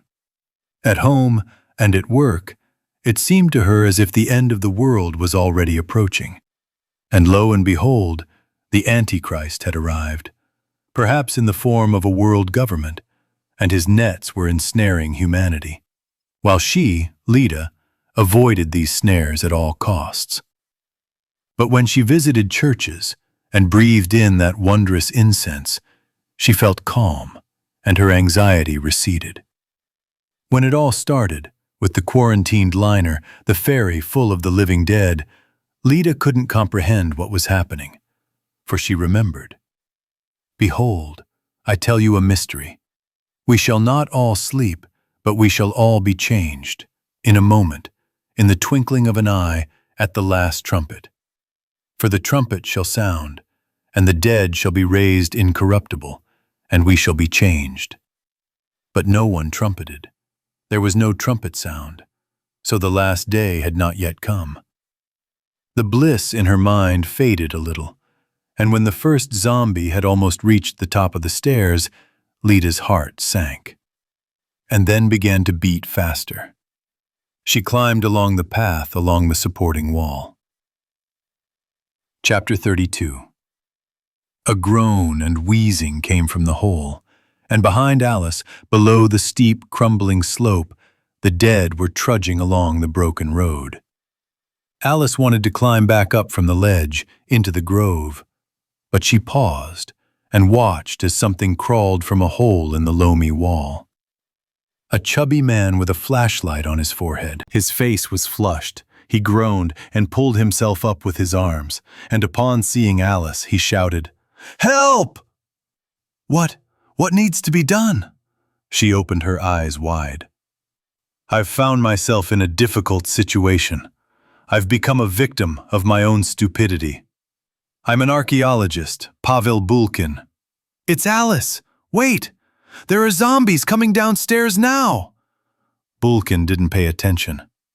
"And I need your help. I climbed up here feet first, dragging my backpack behind me. I can't climb back up feet first because that's up. I can't push the backpack in front of me either. The only option is to crawl with it on my back. But I can't get through like that. He poked his head in and out. And digging up the entrance with a shovel means damaging the historical monument. Can you hear me? Alice asked. What? I already told you. There are damn zombies walking along that damn street below us. It seems I missed a lot. Bulkin again made several helpless attempts to get out. I'll take you by the hands and pull you, Alice suggested, but hesitated. Wait, are you sure you want to go outside? Given the changed situation, I'm not sure. Are there zombies up above us? I'll have a look now. Alice, crouching low, climbed a side path and peered cautiously into the grove. Off to the side, the solid fences of the towers could be seen through the trees. Down the slope, the path was clear. Up. From there, it seemed, they were slowly moving, but Alice couldn't see who was coming. And then there was movement, a bicycle shaking and rattling along the dirt path. It was being ridden by a man without a helmet, with blood around his mouth and indifferent eyes. He was thrown up on the jump, the bike skidding sideways in the air, the wheels spinning seemingly in the wrong direction. With a clang, it crashed onto its side. Strangely bent, the cyclist began to twist while lying down, his fingers in cut-off gloves scooping up the dry earth, strewn with last year's leaves. Alice returned to the ledge. Bulkin continued to quietly thrash about in the hole. There's at least one zombie close by, Alice said. What about those private houses with the fences? Maybe I should try to break through there. I won't believe it until I see it for myself. Maybe you're kidding me, seeing the situation I'm in. I'm not joking. Alice went down to the hole and, grabbing Bulkin from above under the armpits, pulled him towards her. Ooh, hand! My hand! What is it? Alice let go. I tucked my hand under myself and you damaged it. Go to hell. Now here's the funny thing. I can only do pull-ups with one hand, and the other one is clenched. Alice started pushing Bulkin's shoulders. He mumbled that it wasn't necessary and kept saying, ooh, but Alice managed to push the archaeologist deeper into the hole, where he crawled away on his own. Alice followed. Bulkin's headlamp shone directly into her eyes, so she couldn't see anything except his face, illuminated by a semicircle. It was cool and slightly damp inside. She raised her hand and touched the rough loam ceiling, from which hung thin roots with droplets of moisture at their ends. They, too, were illuminated by the lamp. I felt around on the floor. There were fragments of dense loam lying there. Will we be buried here? Alice asked. She was surprised by her own voice. It seemed to have not abandoned her, but remained close by, pressed against the nearby walls. Maybe. Once they built the root up there, the cave started collapsing. Before that, it had stood for 6,000 years. Holy shit! Even then, people brought offerings to the entrance, not daring to go inside. And who dug it up if not people? Bulkin turned, shining his headlamp into a squat, train compartment-like room with a cot carved out of the loam against the wall, and a dark, rectangular corridor stretching off into the distance. He asked, Do you see how small everything is here? Alice nodded. As for some dwarfs, there's your answer. Okay, I'm going up there after all, Bulkin said, throwing off his backpack and slowly crawling out through the hole, temporarily blocking the faint sunlight that filtered in. Alice tried to stand up and hit her head on the ceiling. For comfort, she squatted down and turned toward the exit. Soon the passage became dark again, and Bulkin, desperately rustling the leaves, climbed into the hole and sat down on his knees next to Alice. This is crazy. They're everywhere. That's what I'm talking about. Bulkin unzipped his backpack and took out his shovel. So, we already have one weapon. Do you? Nothing. I had an iron, but I lost it. Wait, I'll go upstairs again, carefully. I'll try to call. The signal is down here. Upstairs, too. What do you mean, in general? At all. Bulkin scratched his nose. It's terrible. So listen, this is a 2-level cave, spiraling down into the hill. The narrow corridors will allow us, if necessary, to hold our ground for a long time, holding off the enemies one by one. Do you even realize what you're talking about? How can we contain them? They're zombies. You'll chop them down with this shovel and they won't care. Bulkin was already rubbing his face. We can't stay here, and we can't go out, said Alice. The archaeologist reached into his backpack, pulled out a large, long lantern and handed it to Alice. Here you go. Thank you. Let's work out some kind of plan. Come on, what do you say? I wasn't outside. I didn't see the zombies, how it all started. How did you get here? How did you survive? Alice told. In short, it's a mess all around, Bulkin said, his face darkening. Look, Alice suggested, let's stay closer to the entrance and climb out and look around from time to time. And if they sense us and come in here, we'll have no choice but to fight back and go deeper into the cave. It ends in a dead-end room reached by a very narrow passage, a hide crawler. You can only crawl there. If they force us in there, that's it. We'll die. Understood. But there are other rooms, chambers, in the main corridor of the cave. One of us might be saved. How? One will lure the zombies to follow him, right up to the Skinner, and the other will hide in the chamber and then crawl towards the exit. But that's if you're lucky enough to hide, because the rooms are just an arm's length from the main entrance. I hope it doesn't come to that. But the leaves rustled again above, and the entrance darkened. Chapter 33. A man doesn't need anything. He has everything. Pantyukin, with the toilet lid down, sat on it and thought. It was very hot and stuffy. Occasionally he waved his arms, dispersing the air, but it didn't get any cooler. Judging by the heat, the slight shadow from the tree had disappeared, and the sun was now baking the toilet stall. Pantyukin listened. The always bustling hydropark had fallen silent. No one spoke, no music played. Perhaps the danger had passed? The zombies had gone somewhere, and now Pantyukin would hear the drone of helicopters. That meant the authorities had woken up and were starting a rescue. He just had to sit it out. He held the smartphone in his hand, afraid to turn on the screen. Strict economy.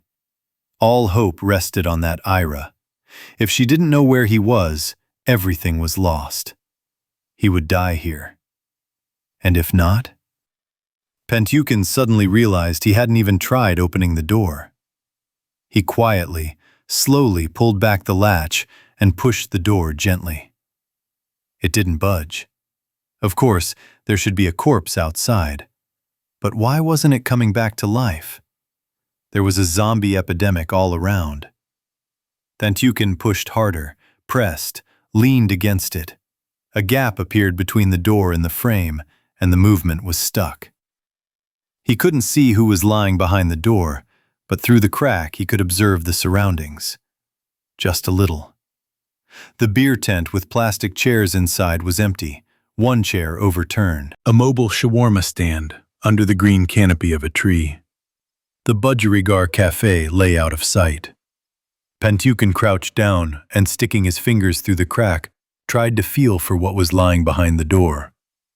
He came across clothing. Underneath it he felt a hard body. He quickly pulled his fingers back in. Sweat broke out on his forehead. What if the man behind the door started to come back to life? Or had he already come to life, but was just lying there, motionless? Pantyukin latched the door. They're probably already waiting for him at the rehearsal space on Rybalsky, in the local community center. Rybalsky is a fragment of the past, isolated from the world. Sleepy houses in the middle of a dilapidated industrial zone. All connections to civilization have been severed, except for the bridge and the road to Petrovka. The guys from the band are probably trying to call Pentukin, but nothing is working. It can't be that the zombies are on the right bank or the left bank right now. It's most likely just at Hydro Park, and with the metro bridge closed, the area has already been isolated and a cleanup will soon begin. They just need to wait it out in the toilet. Then the special forces will find Pentukin, and journalists will vie with each other with microphones and phones, hanging on his every word. "Yes, I survived the zombie apocalypse in the toilet," he will say. "I'm not ashamed."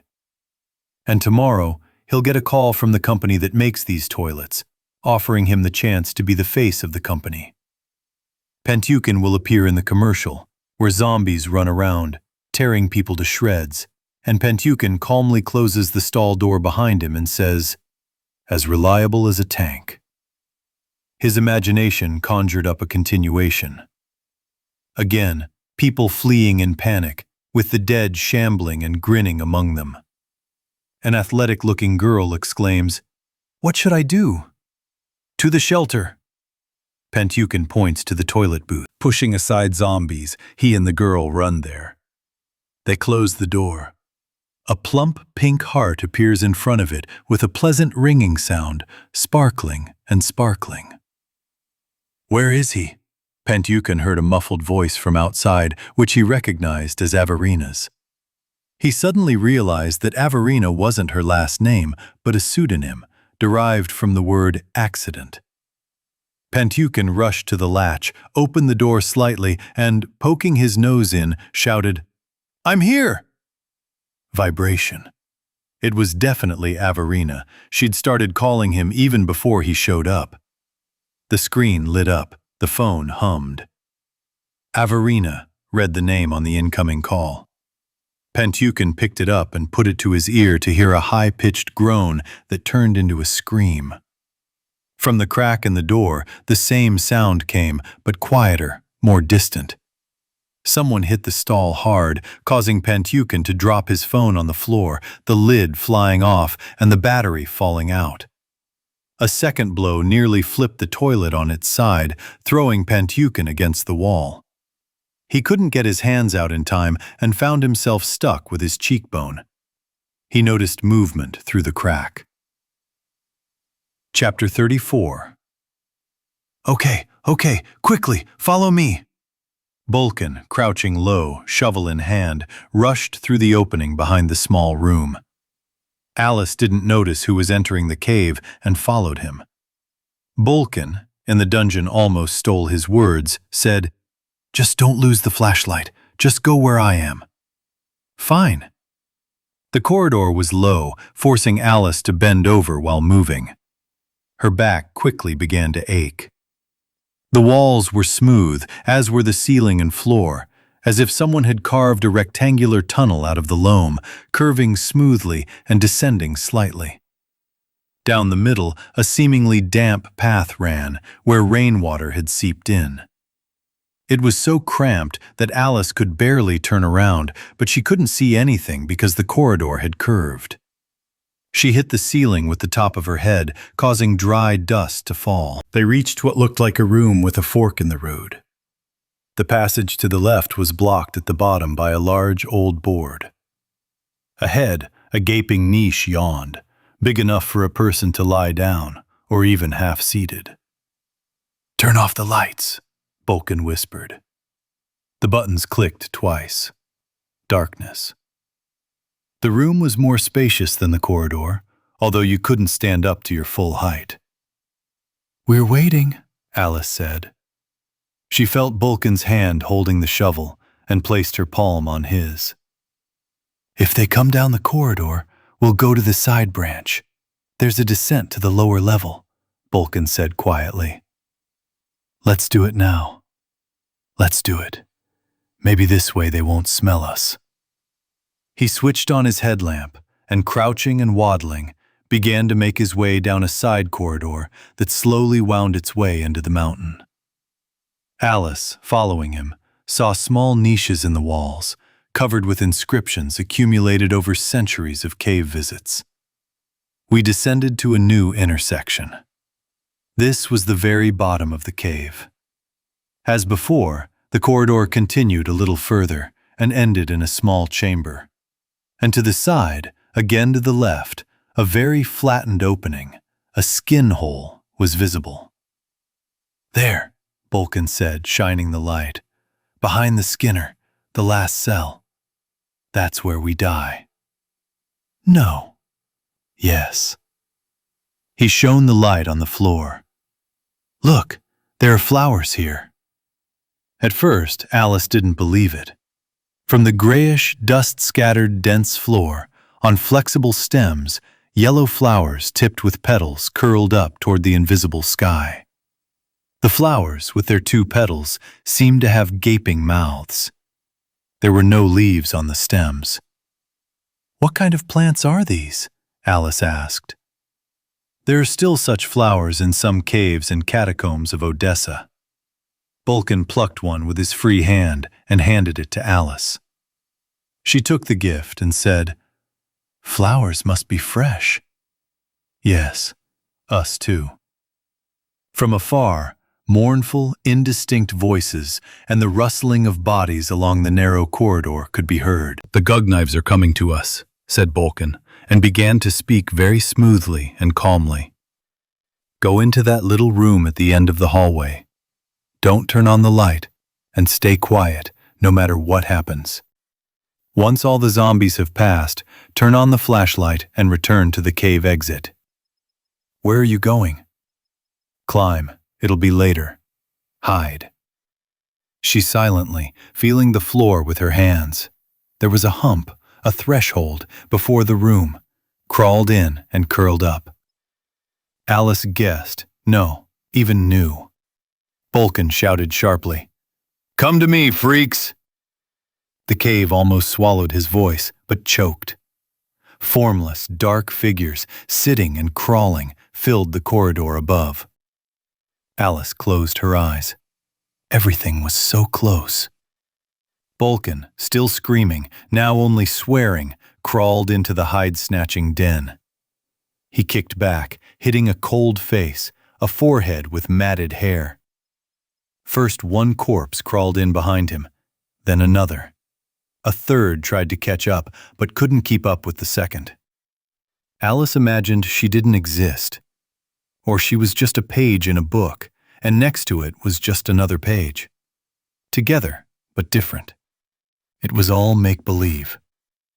As the third one's legs, writhing, disappeared into the pelt, Alice turned on the flashlight, rushed out of the room, and throwing the flashlight on the floor, began dragging those cold feet toward her. Their toes had sunk to their shoes, and how hard it was to drag them. But the corpse, like a tick, clung to the floor with its hands and continued to move. Shkurnik has a twist. The sounds from the last chamber are almost inaudible, and there, hunched over, his light darting across the yellow, pitted ceiling and walls, Bolkin was chopping haphazardly with a shovel, scraping it across the loam and wasting his blows. This room was too small for 2 people, and for 3, then 4, it was unbearable. Bolkin lay under the bodies piled on top of him. The flashlight flew off his head, and its beam of light rested on the wall. And to Bolkin, who was writhing in pain, it looked like a crumpled sheet of old paper, turned upside down. Chapter 35. On a mountain, vast and wild, between the vast universe-like ravines of Babi and Repyakovo, on a cape whose nose would almost touch Kirilovskaya Street, if not for the Spartak Stadium. In short, on this mountain, the buildings of the Pavlovka Psychiatric Hospital are hidden among the trees. There's a church there, an ancient church, Kirilovskaya. There's a refectory there, a former pre-revolutionary morgue, and a morgue, a former pre-revolutionary laundry. A red and white house in the style of Bavarian mansions. Roads run between the buildings, ancient and Soviet era, and allegorical sculptures stand by the roadsides, like one of Don Quixote. He was considered insane, after all. Many buildings are adorned with graffiti of the highest artistic quality, and only one two-story building, perched highest, like a road leading up to the dense Kirillovskaya Grove, is gloomy and forbidding. It's surrounded by a massive, rough wall topped with barbed wire, impossible to climb or jump. And on the corner stands a turret with a floodlight. And at the gates, which seem almost armored, there are also floodlights. Inside the institution is a forensic psychiatric examination center. About an hour and a half before the chaos began on Smorodinsky descent, it's close as the crow flies, but a long way to get there, crossing the chasm of Repyahov Ravine and Podolsky descent. A doctor entered the same cell, or ward, it doesn't matter, on the second floor. The badge on her chest, if you looked closely, revealed her full name.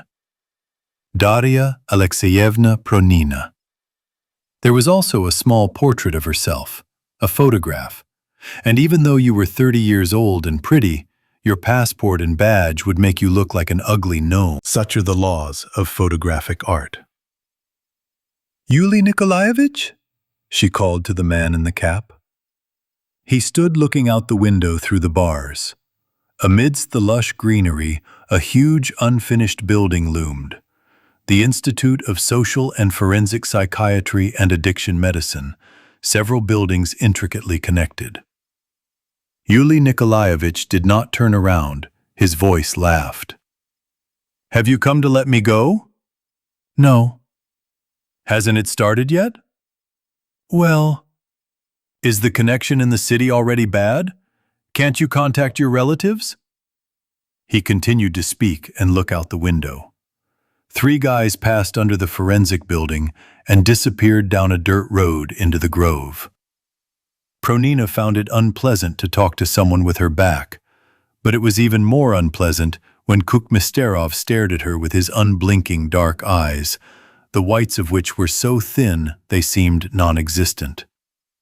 Maybe it was the squint, the massive hairless eyebrows? Or maybe it was because he was wearing a cap. How could she get him seen by an ophthalmologist? Professor Kukmisterov was brought in recently. On the first day, he didn't behave like a distinguished biochemist or cytologist. He kicked the door and cursed. Before his arrival, he tried to get through to the president himself to convey important information that would determine the security of not only the country, but the entire planet. Instead of being received by the president, Yuli Nikolaevich ended up here. Pronina recorded his ramblings on her smartphone each time, claiming that Kukmisterov was working in a secret underground laboratory related to the Lazarus Project, on Baikova Mountain, of course, beneath the Institute of Epidemiology, where else? And that one of the employees there, named Kira, wasn't quite human, not in the conventional sense. Kukmisterov talked about her red eyes and cat-like pupils, and that they weren't contacts because her pupils changed size. Sometimes Pronina would ask clarifying questions, wanting to better understand the picture being described. And Kukmisterov would say that she didn't believe him, but he would still tell her that he knew the name of patient 0, and that he worked for some supervisors, sprinkling scientific terms. "I can prove everything," he convinced. "Come with me to Protasov Yar. I'll show you the entrance to our laboratory." "It's tempting, but later," Pronina evaded. And he went on and on. He said that when the chaos with the Voodoo liner and the English Channel ferry began, the laboratory staff realized that something they were working on had been leaked, and whether intentionally or not, it had happened through their supervisors, since they also had access to the research materials.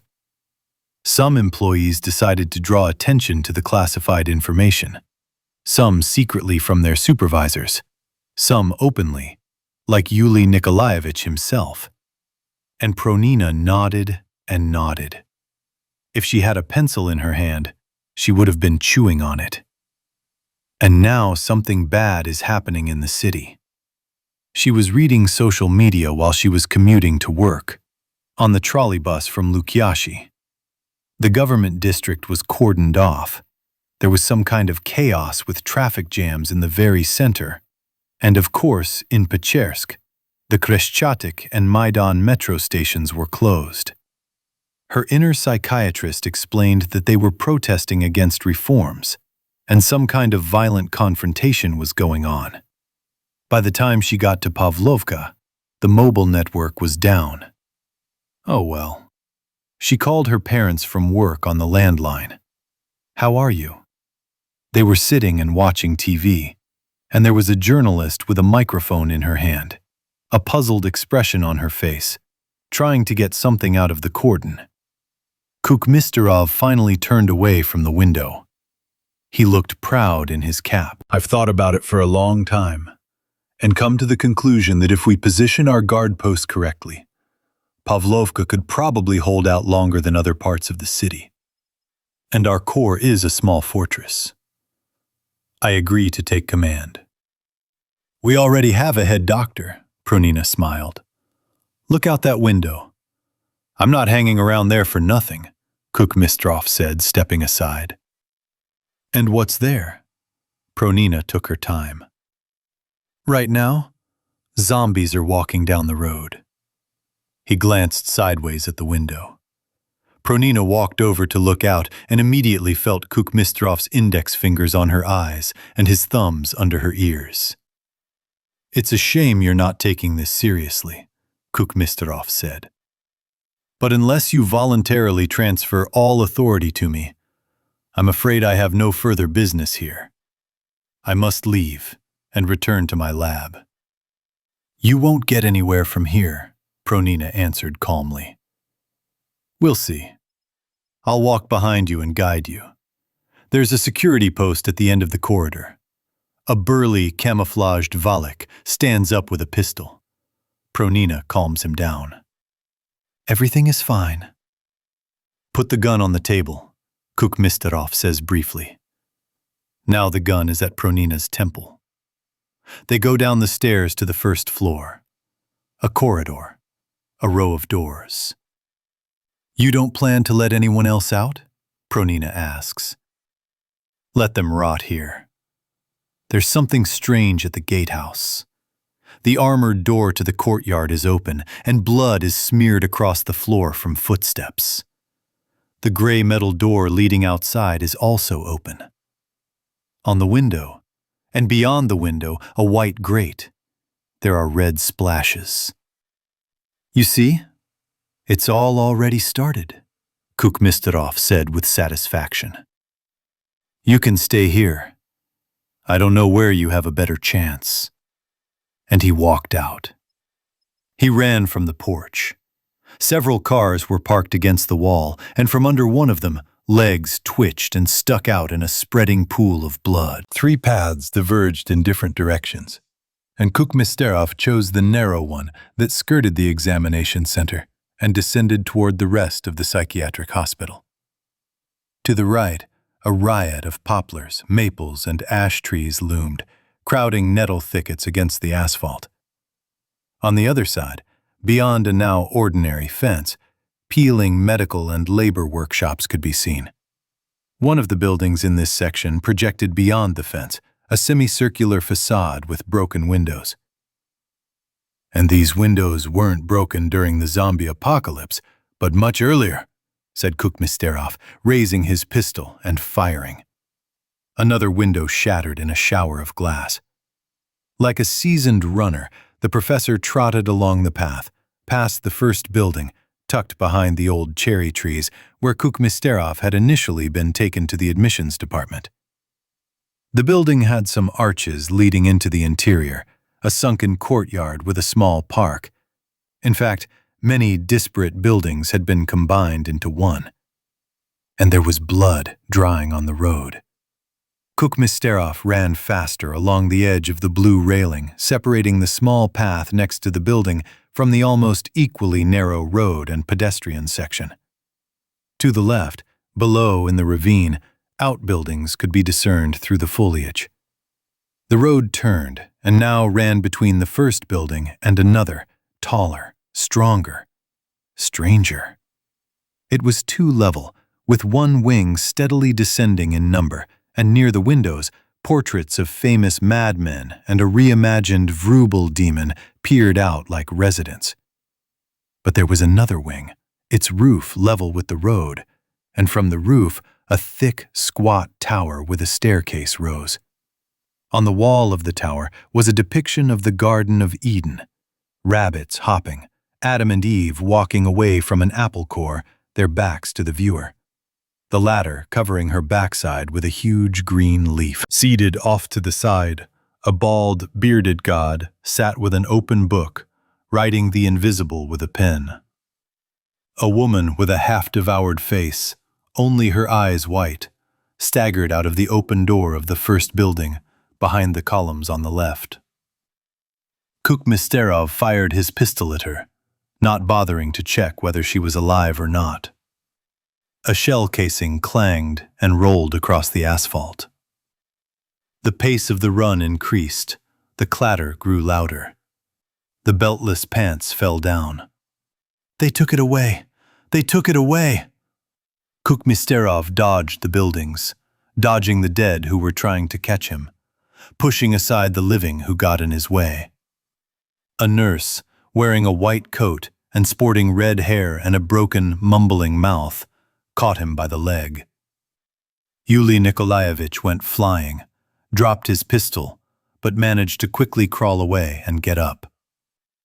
Further down, past the mountainside, along the stairs, down toward the light, of greenery, the foot of Podolsky descent. A replica of the stadium fence stretched out, with emblems on each section. A diamond-shaped, double-crossed C for Spartak. Kirillovskaya Street was half empty. Cars were still, and the few pedestrians were running in the same direction as Kukmisterov. He slowed to a walk. Breathing heavily, he reached the tram stop, where he had to cross the highway and climb over the striped guardrail. The madness had arrived here long ago, and at the stop stood a red and yellow tram with its doors open, and passengers sat outside the windows, peering out. "Wait!" Kukmisterov shouted and ran to the tram. He jumped inside. "We're not expecting anyone else," the driver said. With a puff of compressed air, the doors slammed shut. The tram gave a short clank and pulled away. A shrill scream rang out from the back platform, and soon, very soon, everything turned into a melee, and Kukmisterov, awkwardly shoving his pistol into his pocket, was hitting the head of the passenger sitting in front of him against the handrail of the seat. Because a few seconds earlier, that passenger had sluggishly and awkwardly twitched his shoulders and neck. They passed one stop, like an aquarium of torn flesh. At the next, near a tall building with plate glass windows, the driver, drowsy from blood loss, stopped the tram and opened the doors. Kukmisterov, head bowed to the side, stumbled down the steps and, wheezing, jostled next to the car along with the other, equally dead. Chapter 36. An hour ago. The three of them gathered at the blue gates of Spartak Stadium.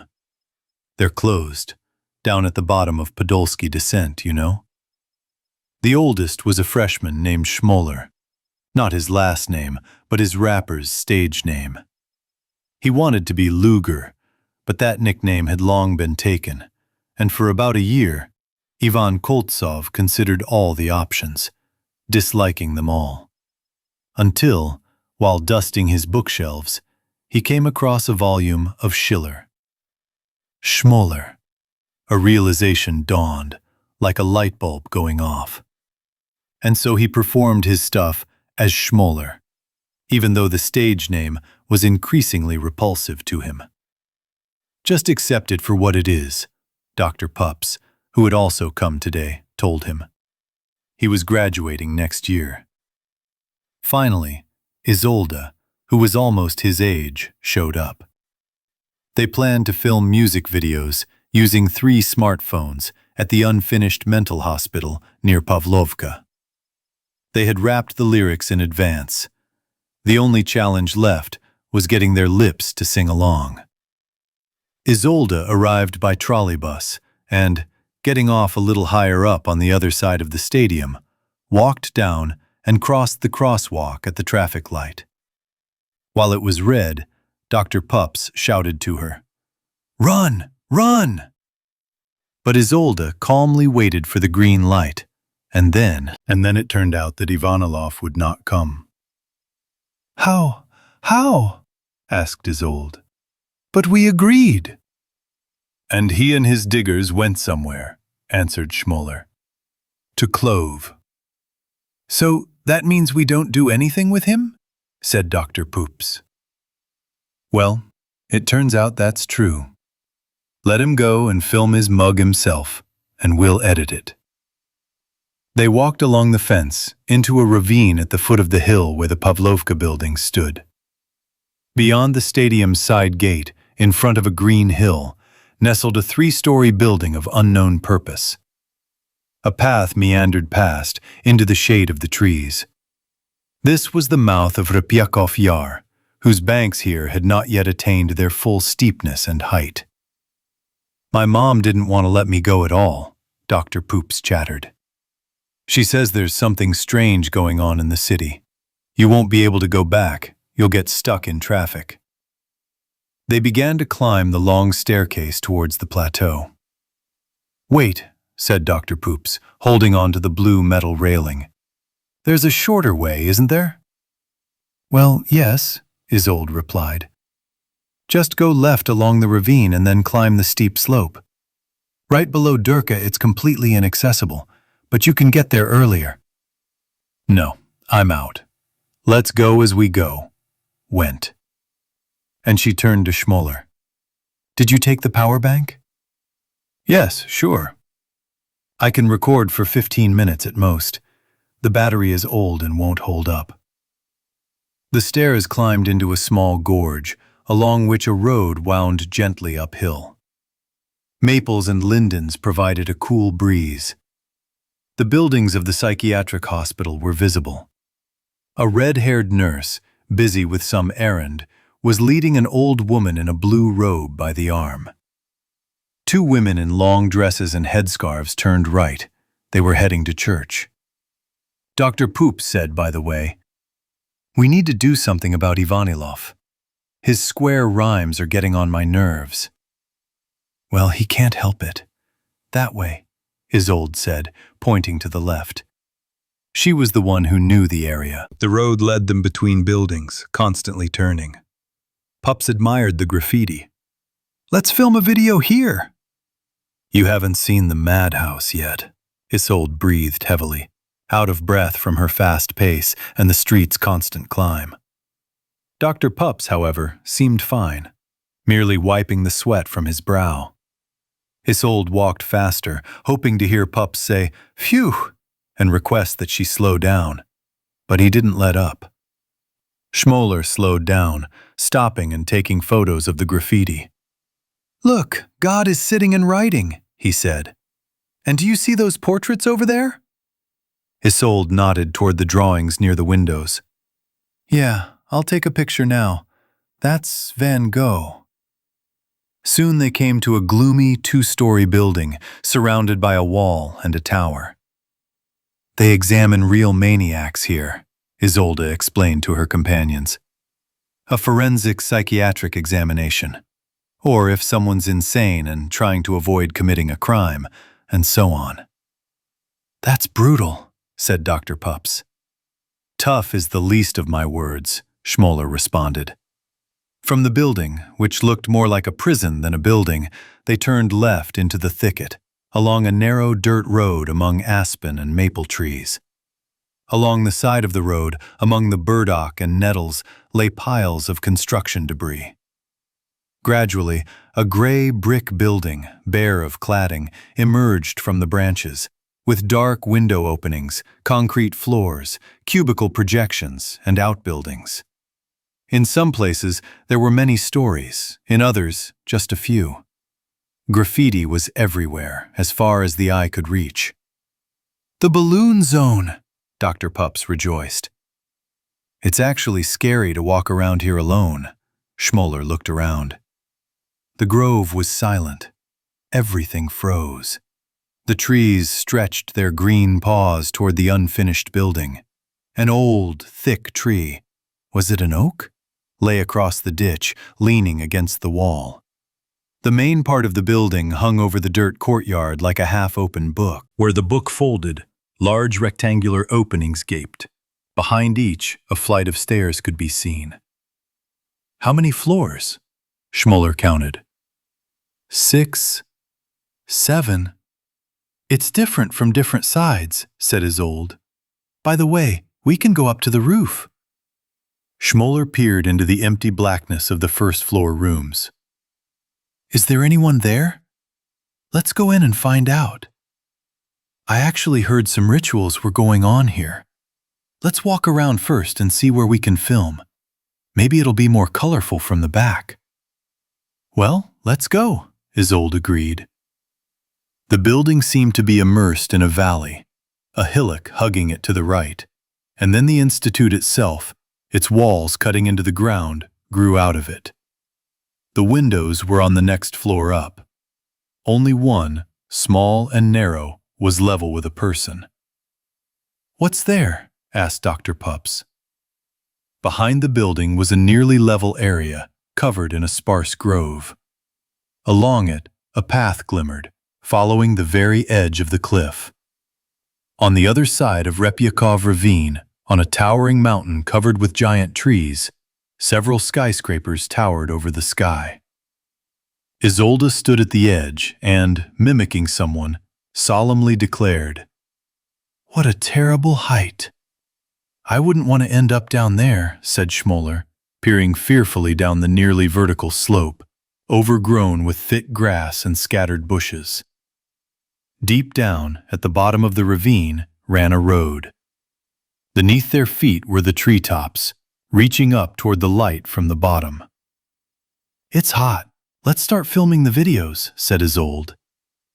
On this side of the mental hospital were 2 3-story buildings connected by a walkway, and a concrete block structure resembling a crypt with a doorway on the side.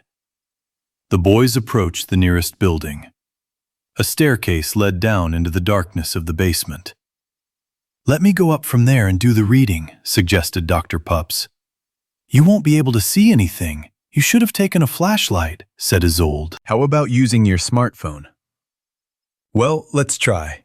So, what do we film first?" "We need to film everything in different places, otherwise all the clips will look the same. We need somewhere to sit. There, in the doorway, like a crypt, you can... Did you see any openings in the high-rise building?" "Well, I'll climb up there, to the 2nd floor, dangle my legs and read. Let's decide which song we'll do first." Isolde slapped herself above the knees. "Rebus," said Dr. Bobblehead. "Let it be Rebus," Schmoller agreed. Isolde led them to the entrance of a concrete vault-like structure. At the threshold was a high step, also made of concrete. "We'll take turns sitting here," Isolde said.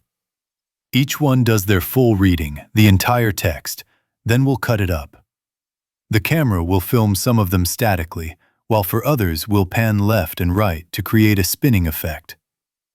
"Make the audience sick!" Dr. Poops burst out laughing. I turn on the sound in my pocket. Schmoller films it. "Schmoller!" "Damn, you chose a bad nickname. The people need Schmoller. It sounds good." "It sounds like a Schmorl's node." "What is Schmorl's node?" "This disease is called Schmorl's node." "Come on, I'll go first." Dr. Pups sat down on the threshold. "Wait," said Isolde, raising her hand. "It looks like they're filming a horror movie there." "Where?" A young woman in a blood-spattered white coat was running along the brick wall towards the boys.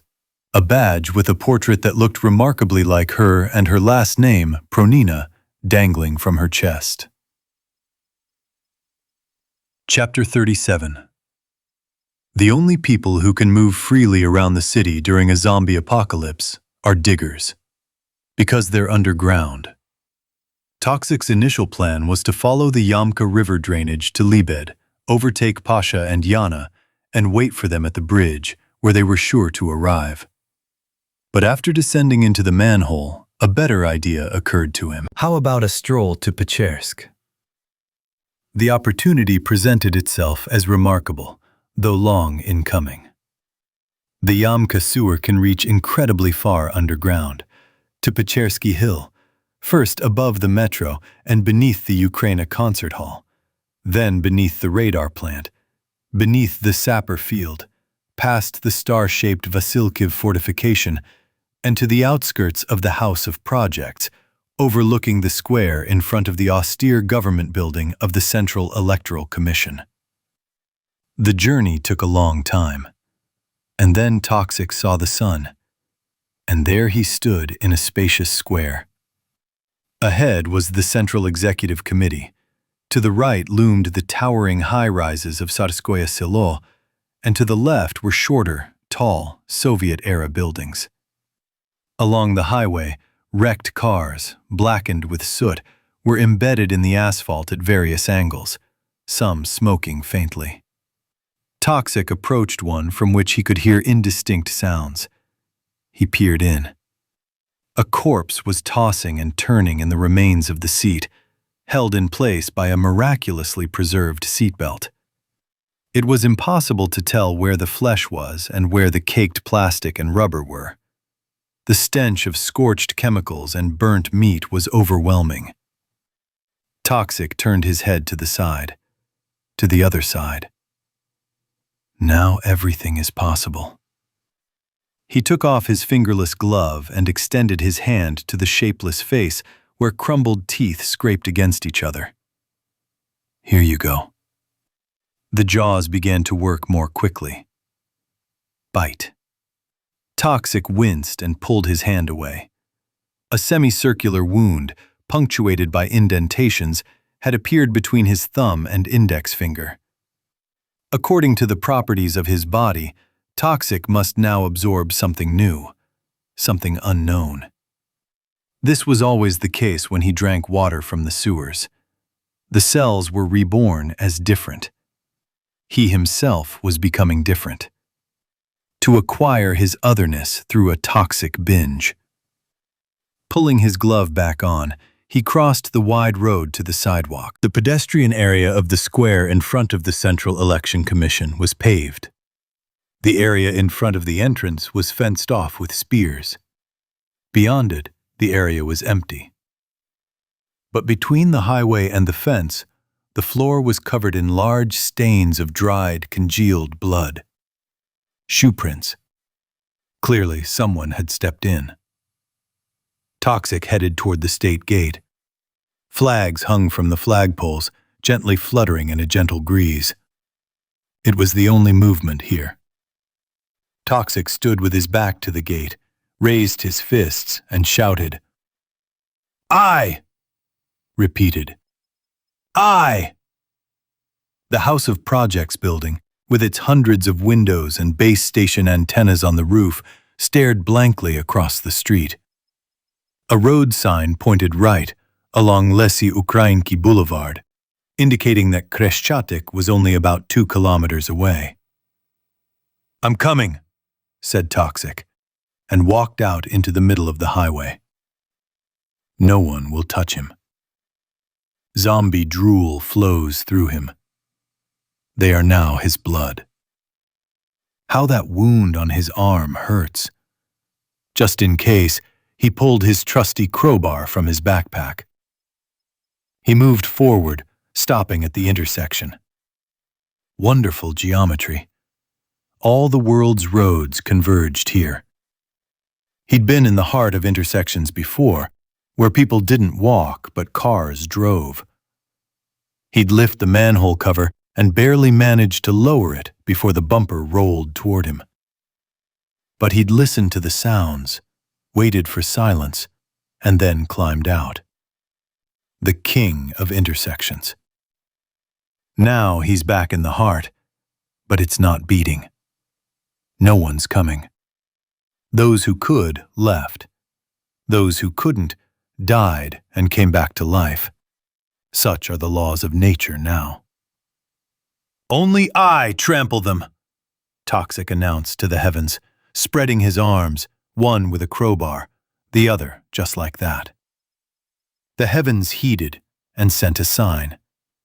It was a jet trail, gradually spreading behind a fighter jet, a bright streak floating in the blue. "Now that's who's closest to God." Toxic marveled at his own wisdom and waited for approval. But the boulevard that began ahead, with its chestnut trees on either side and poplars in the middle, didn't care. And the houses along the boulevard didn't care either. Residents, hidden away, peered timidly out of their windows. "Hello, pissers!" Toxic crouched down playfully. "Get down here! Flash mob! Reach Kreschatik in the zombie apocalypse! Come on!" They look at him. They don't understand him. He gave them a riddle, one against all, against the world. And he's not afraid. Part of the new world, that's who he is. Now everything is possible. "The traffic lights are still working," Toxic said in surprise when the red man turned green. Screeching his crowbar against the wrought iron fence of the small park inside the boulevard, he strode toward Kreschatik. Chapter 38. Not the sound of a trumpet in your ears, but the loud techno of your pulse. Lita climbed along the sloping edge of the retaining wall into the sleepy dead end of a green courtyard in a Khrushchev-era building. Beyond rose a tree-covered slope with cellar doors, a cape approaching the dead end and then encircling the artist's house. A white mass of continuous balconies jutting out from the hollow beneath the retaining wall. At the edge of the wall, fenced off from the abyss by a metal fence, a path, blocked in places by windfall, led behind the house. Another path, made of loam cracked by the heat, wound its way up the ridge of the cape under the shade of cherry and pear trees. Lita decided that rather than push through the fallen branches, it would be better to climb up. Besides, she remembered being here long ago, early in her conversion to the church, when pilgrims to the Zverenets caves were still led through the botanical garden. She'd been part of a group led through a hole in the botanical garden fence, and the hole just happened to be somewhere up there, on this mountain called Sobachka. The hole had been patched up since then, of course, but what if there was a new one? Having reached halfway up the mountain, Lita stopped to rest in a small empty area beneath some fruit trees, where there were burn marks, logs, and charred bricks scattered about. To the left, a deep ravine descended downwards, and beyond the maples, the artist's house loomed white. Lita was level with its upper third. "I'm flying!" And the scream, no one knew whose, was cut off with a slap. Lita only managed to notice how a dark figure fell from the upper floors. "Oh my God!" Lita climbed further toward the ledge, above which, in dark gray sections resembling a replica, the botanical garden fence ran along the crest of the hill. The path across the ledge led through dense thickets of nettle-like dead nettle, which doesn't sting at all. And on the dead nettle sat a multitude of tiny leaf beetles, shiny, with greenish backs and longitudinal iridescent lines running along them. Lita sat down and stroked the soft, fuzzy leaves. She needed to rest again. She stood up, mustering all her strength, and walked up to the fence. Behind the bars, a booth of some sort was visible, then a crossroads of alleys. A path ran along the fence, hemmed in by bushes, walnut trees, and cherry trees. Lita stumbled along it, searching for a gap or, more generally, hoping to find a way out. Oh no! Kanarin strode over to the other side. Get lost! Dead thing, get out! Lida stopped and grabbed the bars with her hands. I'm not a dead thing! You're lying, he spat. She moved on, while Kanarin picked up a heavy, bare branch, sharply broken at the thin end, and, jumping up to the fence, thrust it between the steel bars. Lida wanted to grab the branch and pull it toward her, but Kanarin quickly pulled it back and cautiously walked at Lida's pace. Overhanging the fence, on the botanical garden side, were towering acacia trees with unusually large pods. They had dried out since last year and were rattling their seeds inside. Several times, Kanarin tried to hurt Lida again, exclaiming each time, Impale! A dirt path, equally wild, branched off from the path down the mountain, through a wild garden, and after this point in the fence, among a dozen cross-cut or diagonally welded blanks for repairs, there was a hole in place of the sawn-out rod. Behind her, against a green background of tall, dusty Jerusalem artichokes, albeit withered by the heat, Kanarin danced with a club at the ready, holding his weapon at the ready.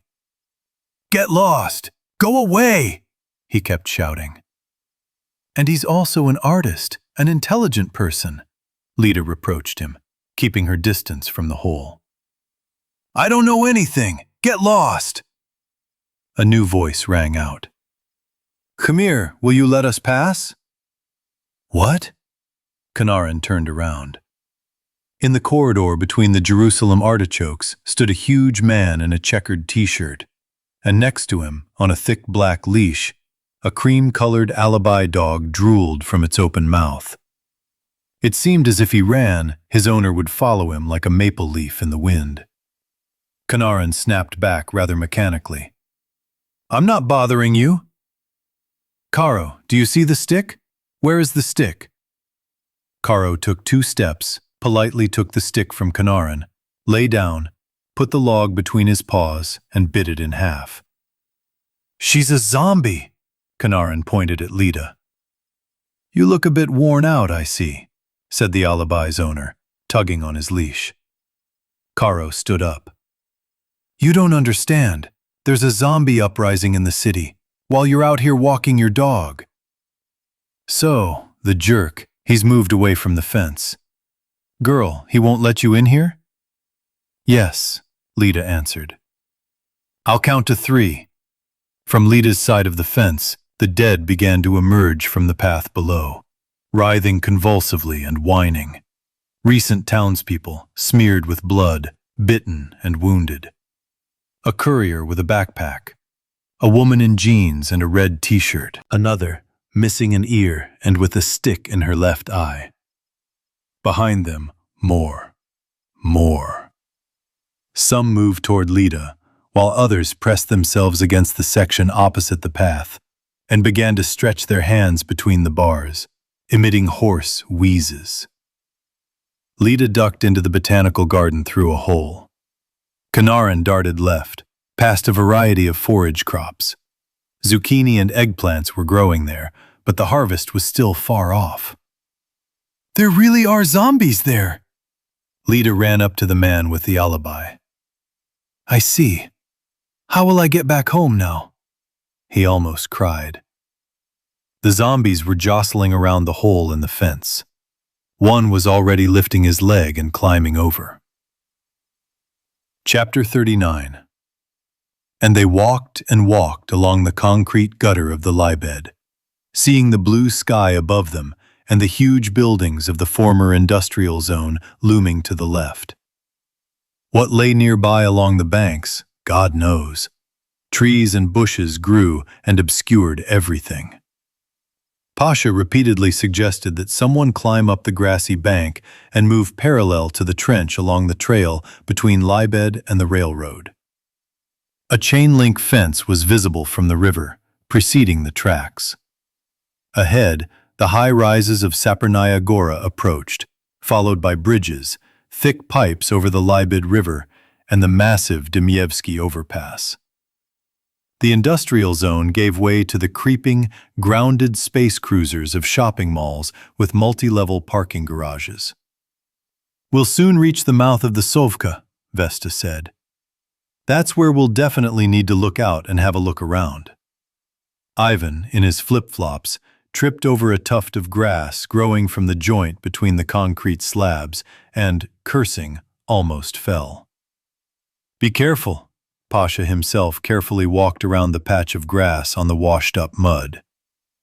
The concrete road on the other side of the gutter, on the shopping center side, was wider, but it received more sunlight. In the middle, the Libed River rolled quickly, almost without waves, just a dark streak with turbidity.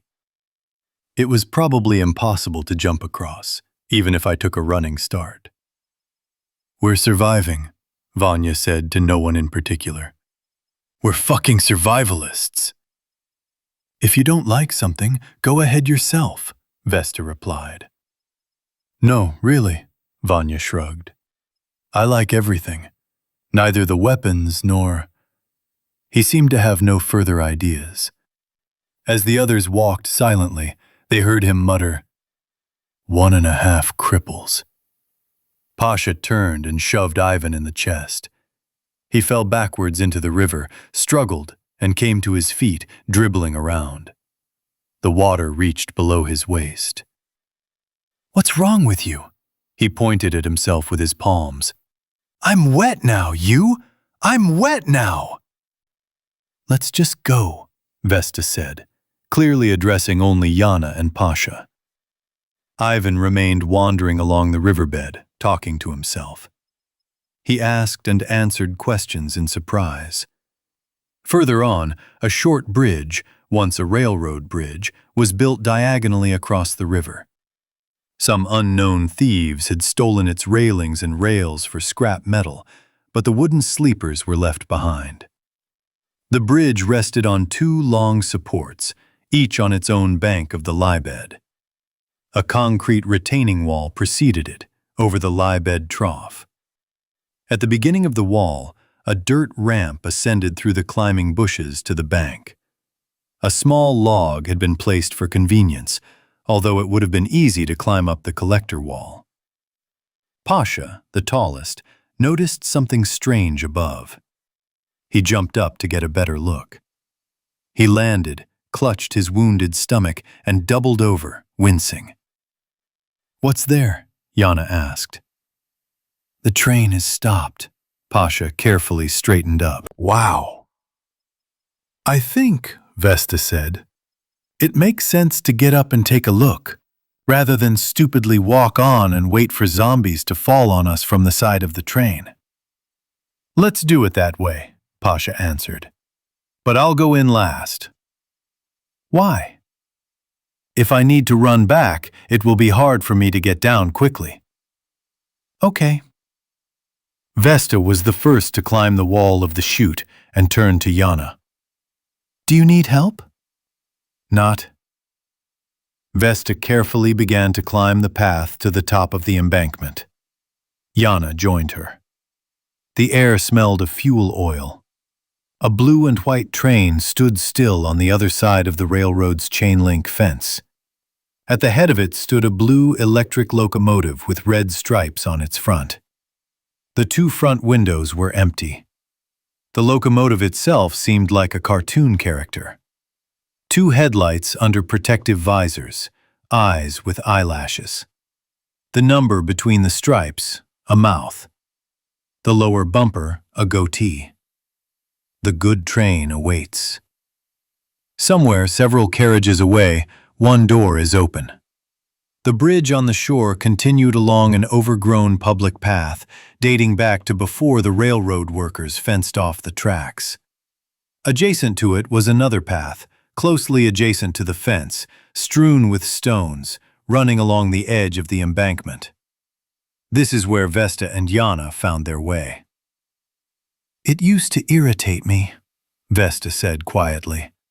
"When they put up that damn fence, I had to go around it a lot. But now the fence calms me down." "So what's going on?" Pasha asked from below. Vesta descended a little and hissed. "Why are you yelling like that?" "We'll see now," returned to Yana. "Wait, I remembered that I have a weapon." And she unfastened a small folding knife with a wooden handle from her belt and opened the blade. "This is powerful. I have the same one." Yana pulled out hers. Click. "Did you also buy it on sale recently?" "Yeah." I watch too much of The Walking Dead. Everyone has knives there, to stab you through the eyes into the brain, you know. So I bought one, and now I carry it with me all the time. Well, I think in our reality, a chainsaw would be more useful to us. But what is. Yeah. Let's go, slowly and quietly. They moved along the fence. There was no sound from inside the train. Some windows were half draped with white curtains. Others revealed, as far as could be seen, empty compartments. Kiev, Kharkov, Yana read out loud. Shh. You can still see us from the windows. Ah, well, yes, Vesta relaxed. 2 carriages passed, and then there was the one with the open door. Leon Trotsky, said Vesta, had his own armored train. But that didn't save him from the ice pick, Yana recalled. That was later, but he was traveling around the country on his own armored train. I wish we had one like that now. Voices and shouts were heard behind them. Ivan was saying something, and Pasha was threatening them with obscene language. The girls ran back.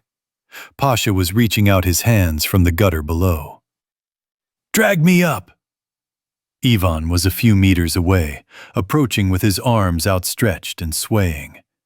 His wet clothes clung to him, making him look even thinner. Did you think I was scum and a drug addict? We weren't thinking. Vesta pulled Pasha by the right hand, Yana by the left. And I just... Vanya jumped up to Pasha in one leap. Patient zero! And he bit into his teeth just above his knee, chewing on the denim fabric of his shorts. Chapter 40. Anchar, the horse, his muscles swaying, carried Marina steadily along the side of the empty road. She wanted to ride more slowly, to avoid the clatter of his hooves. This highway through the island's wilderness even had a name, Trukhanovskaya Street, and in normal times it was lined with cyclists, cars, and the occasional pedestrian. Pine and ash trees loomed green on both sides. The wound on her arm, covered with a bandage, ached agonizingly. Occasionally, Marina would experience brief chills, and she feared she'd slip into a full-blown fever, the kind that makes you want to pull the covers over yourself and barely peek out your nose. Marina drove past a yellow, bell-shaped trash container, resembling a man-sized, ancient robot. You could probably hide in it. And there's plenty of air to breathe, a rectangular window at the top. Is there a door at the back? Every now and then, I wanted to return to the fork in the road, catch up with the cyclist Ira, and head off with her to the straight at Hydro Park. Marina was afraid to go alone. A container appeared again by the road, this time on the other side, and next to it, on a concrete slab, was another one, a regular gray one, with wheels and a sliding lid. A similar one was parked near Marina's house, and on it someone had scrawled in a mischievous hand, Punkmobile. Black trash bags lay scattered all around. A red Beamer parked a little further away. Marina reined in her horse. What if she really did hide in the yellow booth, stay put there, leaving the shelter only to relieve herself? But how long would she have to wait? A glimpse of someone's head and hair flashed through the container's window. Ira craned her neck. Hey, who's there? I'm alive. I'm hiding here, came a muffled voice, metallic from the reverberation. It really did sound like a robot. "I'm Marina," said the rider, riding closer. "And what's your name?" "Kirill." "Kirill, you can come out. There are no zombies around now. Otherwise, I wouldn't be talking to you." "I won't get out." "Is that your car there?" "Dad." "And where is Dad?" "I don't know. He became a zombie." Frightened eyes appeared in the window. The voice became normal, that of a child or a teenager, still high. "We stopped to throw out the trash. We were having a barbecue. We were throwing out the trash, and they attacked us from all sides. They bit everyone except me." "Are there keys in the car?" Kira was silent, only blinking. Marina asked again. "So?" "I won't give you our car, bitch. I'll get out and kill you if you climb into the car." "Polite boy," Marina laughed. "I'll come out and kill you," Kirill repeated, adding curses. "Okay then," said Marina. "I'll gallop on now, and you'll sit here until the zombies come out." "I'll leave as soon as you leave. I know how to drive." "Why didn't you leave earlier?" Kirill remained silent again. Marina dismounted, led Anchar to the side of the road, and walked around the container. There was no door. "How did you get in here?" she asked. "I know a secret." "But now you can't get out without help?" "Yes," Kirill shouted. "Okay, come on. Tell me how to let you out." "Are you sure there are no zombies around?" "Exactly." Kirill began to tell. "Do you see those two iron loops at the top, like ears?" "I see." "There's a hinged bottom underneath me. When you pull one loop, it pulls a cable, and the cable is tied inside the bottom, and the bottom is closed. This loop is used to lift the container into the garbage truck. The other loop doesn't pull anything, it's just like a handle. When the crane lifts the container, the first loop is already released, and the cables are also released, and the bottom folds down to the side." Marina thought about it, understood, and asked, "But there's nothing holding the loop in place right now. You can just swing it around and turn the container over from the inside." "I can't. I tried." Kirill got angry. "All you have to do is tilt the tank, and I'll climb out from underneath." "Okay." Marina tried it on one side. It was heavy. "How much does this child weigh, including the container?" "Not that." "On the other," the prisoner demanded. "Raised from the other side." Quickly, two plump hands emerged from the gap and hooked the edge of the container from below. A movement, and the yellow half-robot fell backwards, falling to the ground. Kirill, broad and healthy, leaping like an orangutan, crouched down and slammed the crowbar onto the asphalt. A spark struck. The Ankar neighed and stamped its hooves. "You said there were no zombies here!" Kirill rushed toward the car, and Marina turned around to see several people staggering along a path through the thicket, past a concrete platform beyond which a dried-up riverbed could be discerned in the bushes. They held their hands out as if they were about to fly. The car started and began to move away. Marina jumped on her horse and led it further along the side of the road at a walking pace. The zombies wouldn't catch her anyway, and she wasn't much of a trotter and was afraid of falling off. The screech of brakes. Ahead, on the turn, behind more containers, Kirillov's red Beamer skidded and, its hood crumpling, slammed into a concrete power pole on the side of the road. Ankar flinched at the sharp sound, hesitated, spun around uncertainly, and carried Marina off somewhere to the left through the bushes along a narrow path. The car stood frozen for a few seconds. Then, just as they were trying to open the door from the inside, but it wouldn't budge completely, gray smoke began billowing from under the hood, turning black as it went higher. Flames began to spread from the cracks across the metal. And then, all movement of the door ceased.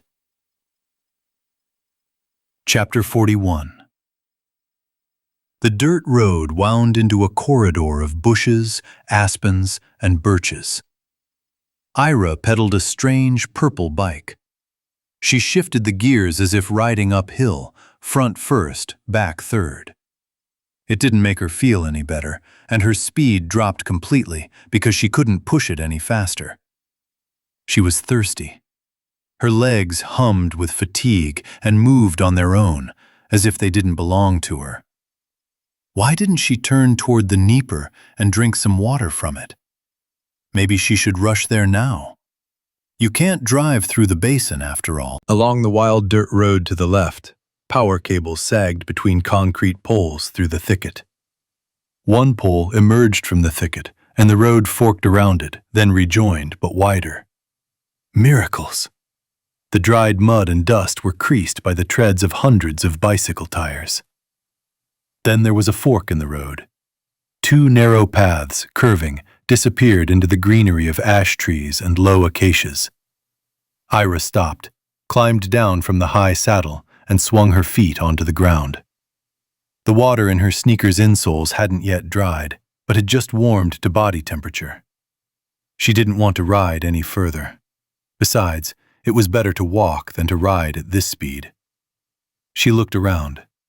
Judging by the strip of trees to the right and the empty sky beyond them, Ira realized there was some kind of water there. But there was no path leading there. She had to stick to the road. It would lead to the nudist beach and the strait. Her thoughts trailed off, drifting off into a sleepy comfort. How many kilometers had she covered today? Previously, a trip to Murometz alone, from her native Kingrust, had seemed like a long, adventurous journey. Everything had been peaceful this morning. If only she could go back in time and do the opposite. Stay home.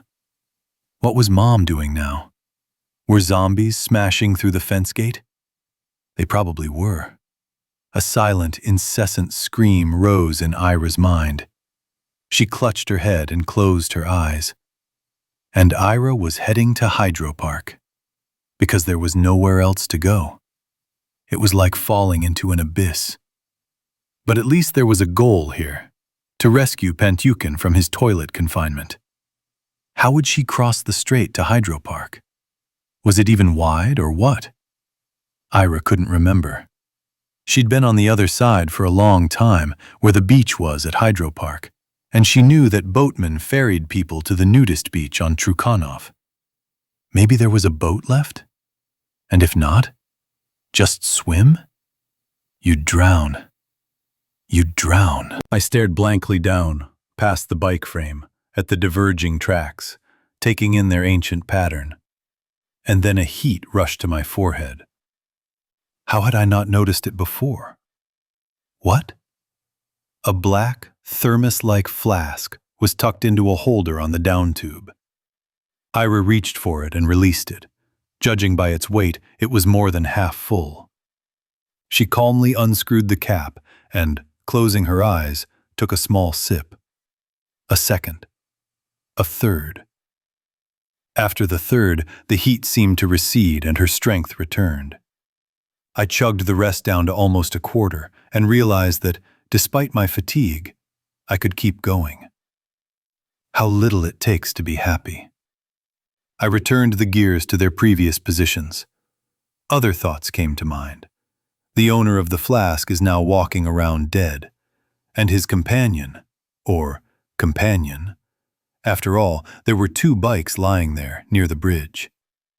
Ira took the right-hand lane. Broken bricks crunched under the wheels.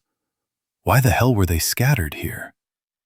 The acacia trees grew so densely on either side that no zombies would likely be able to squeeze through them. All she could do was keep moving forward. Suddenly, an open space, a clearing, where two more, narrower roads joined the dirt road. Ira passed the clearing. The path, winding, plunged deeper into the thicket, the branches bending over it like a roof of leaves. Then it became lighter. The trees parted a little, and aspens and young maples appeared. The dirt road pulled right up to the water and wound along the shore, separated from it by a strip of thicket. Ira stopped near a tiny beach, just a short distance away in the shade of an old willow. Plastic bags, a syringe, and condoms lay scattered near a pile of coals. Small waves gently licked the wavy sand. The bottom sloped gently into a brownish darkness from which seaweed trailed. The air smelled of willow bark and fresh water. The other, distant shore was flat like this one, also covered in trees and stunted by squat buildings. Ira racked her memory, wondering if she could swim across. What was there? Beyond the flat land rose the hills of the right bank. Ah, so that meant the opposite side was also hydropark, part of it, and the water in front of Ira was Matvievsky Bay, a section of the old Dnieper branch. Ira noticed oblong objects in the sand near the buildings, and something like protruding bridges near the shore. Sports schools and rowing bases, remnants of Soviet times. There were boats there, and the buildings resembling hangars and sheds were slipways, storage facilities for various vessels. She needed to stick to the fork in the road where she'd said goodbye to Marina, but instead continue a little further and, without entering the center of Trukhanov Island, turn along the bay. Now I'll have to saw back. Think about it. Ira laid her bike on its side and walked down to the water. How many meters would it be if she swam straight ahead? About 150. Right. She needed to cool off. Ira kicked off her shoes and her socks, which had become useless, waded into the water, and dove in.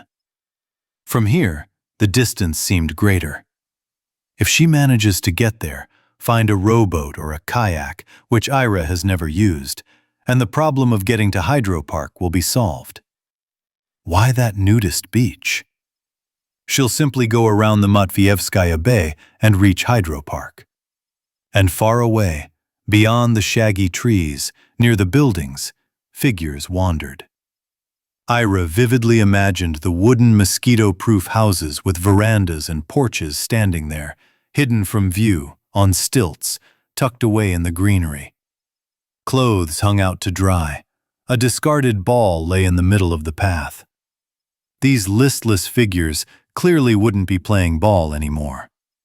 It's relatively crowded there. It's closer to the heart of the island. Still, the plan to get to Dolbichka, despite the dead end, is much safer. God is probably guiding me, Ira said, raising a pointing finger. So what? All this was happening all around her, and yet she, relatively unharmed, had traveled countless kilometers through a zombie apocalypse, and could even afford to cool off in the river right now. The sound of horses' hooves approached. Ira, splashing, ran out of the water. She pulled her bike off the path under a willow and a bushy acacia. She sat down. A bay horse galloped along the path, from left to right, toward what was supposed to be the nudist beach. Ira recognized him as Ankar. All by himself. Chapter 42. We're with you, Boria said, turning away from the window and pushing the others. Zheka, Lyoka, but Kira wasn't with them. Through the exit, through a side entrance hall in the ruins of the checkpoint. It was made of smaller brick than the rest of the walls, and someone had stolen the canopy roof for scrap metal. They'd left the stovepipe, but stolen the roof. Asymmetrical. The rockers emerged from the gloom in single file, coughing from the smoke. Behind the house, there was a cracking sound and swaying branches. Every gap between the trees, where blue sky had once peeked through, was now filled with smoke. A black pillar rose like some unseen skyscraper. We're glad to see you're alive, Boria greeted Mila and the flight attendant Dasha. He introduced, This is Zheka, and this is Lyoka. Mila asked. Why were you hiding there? You saw the girl sitting out in the open. We were frozen with terror. And besides, we didn't see her. When the plane crashed, we managed to run into this abandoned building and crouch down. Covering their heads with their hands, Zheka added. He grabbed the ends of his bandana's knot from behind, and pulling it off, began to untie it. And you know, the worst part happened in the abandoned building, said Lyoka, taking off his leather jacket.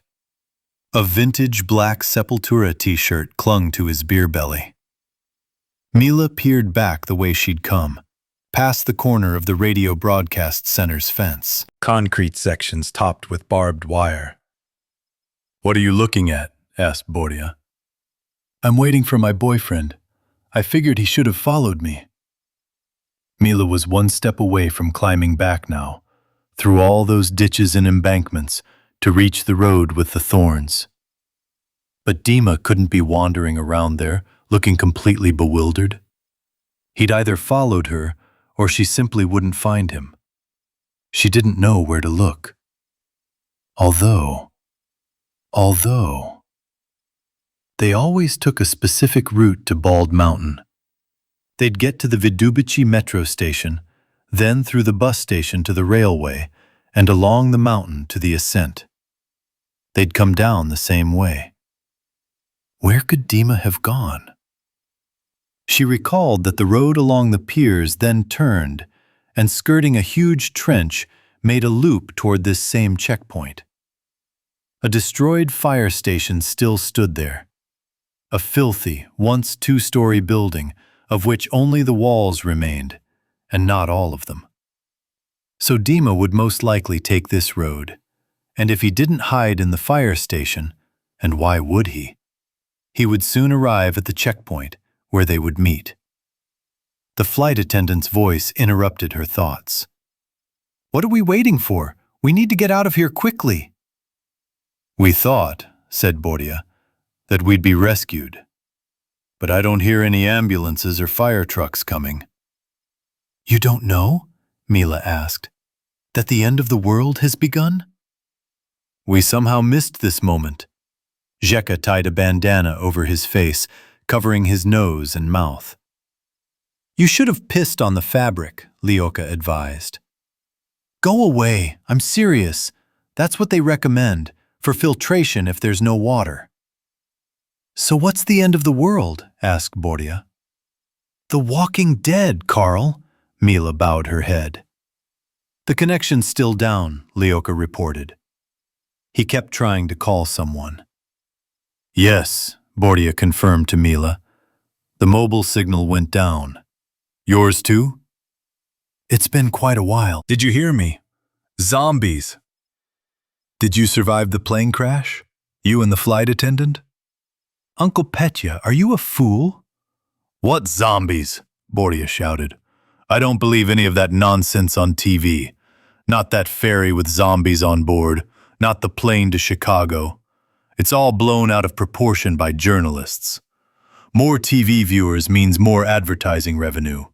Television capitalism. Have you seen the streams from the ship? I can also sit in my toilet, stream on video, and say that I've barricaded myself from zombies. Laughing, Bordia looked at his friends, but they didn't even smile. Are you serious? Lyoka asked Mila. Look at this, Mila said, gesturing around. Smoldering particles continued to fall slowly through the hot, stinking air, grayed with smoke. Is this a good time for jokes? She asked. Bordia, no one's coming for us, said Lyoka. It's an Arctic fox. You see? It's an Arctic fox. Fuck. Bordia sat down and pressed his palm to his forehead. Borka, do you hear me? Everything's fine in Kharkiv. It's just a mess in Kiev. Everything's fine in Kharkiv. Bordia straightened up. We need to get out of here. Let's go to the radio transmitting center. It works automatically, but if there's someone there... Basically, we need to go and look at the gate. That tour guide took us there. We'll go now, Mila said to the flight attendant. I can't think straight, she admitted. When we fell, I hit my head on the wall. Or rather, I managed to put my hand out and hit my hand. Maybe a concussion? Probably. My legs are buckling and my head is spinning. Oh, I'm going to fall. And falling to her knees, she lowered her head. What's wrong with her? Bordia jumped up to the flight attendant. A concussion. Mila began to figure out what to do in such cases, but they don't teach polytechnic students this. If only our medicine could make diagnoses so quickly, Dasha responded, without changing her position. Well, you'll live, said Bordia. Give me a couple of minutes. I can't lift my head. The nausea immediately gets worse. While you're hanging out here, I'll go scout the gates to this center, Jekka said, getting ready. Just give me some kind of weapon. We're going out drinking, after all. Someone needs a knife to cut the sausage. I'll look now. Lyoka took his bag off his shoulder and began rummaging through it. A little later, he announced, I forgot my knife. So what? Should I defend myself from zombies with my finger? We need to find some kind of sharp stick.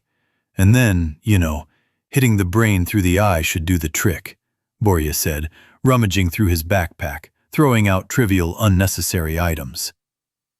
While I'm still attacking the brain through the eye, I'll be hit so hard I'll be in for a heart attack. That's it.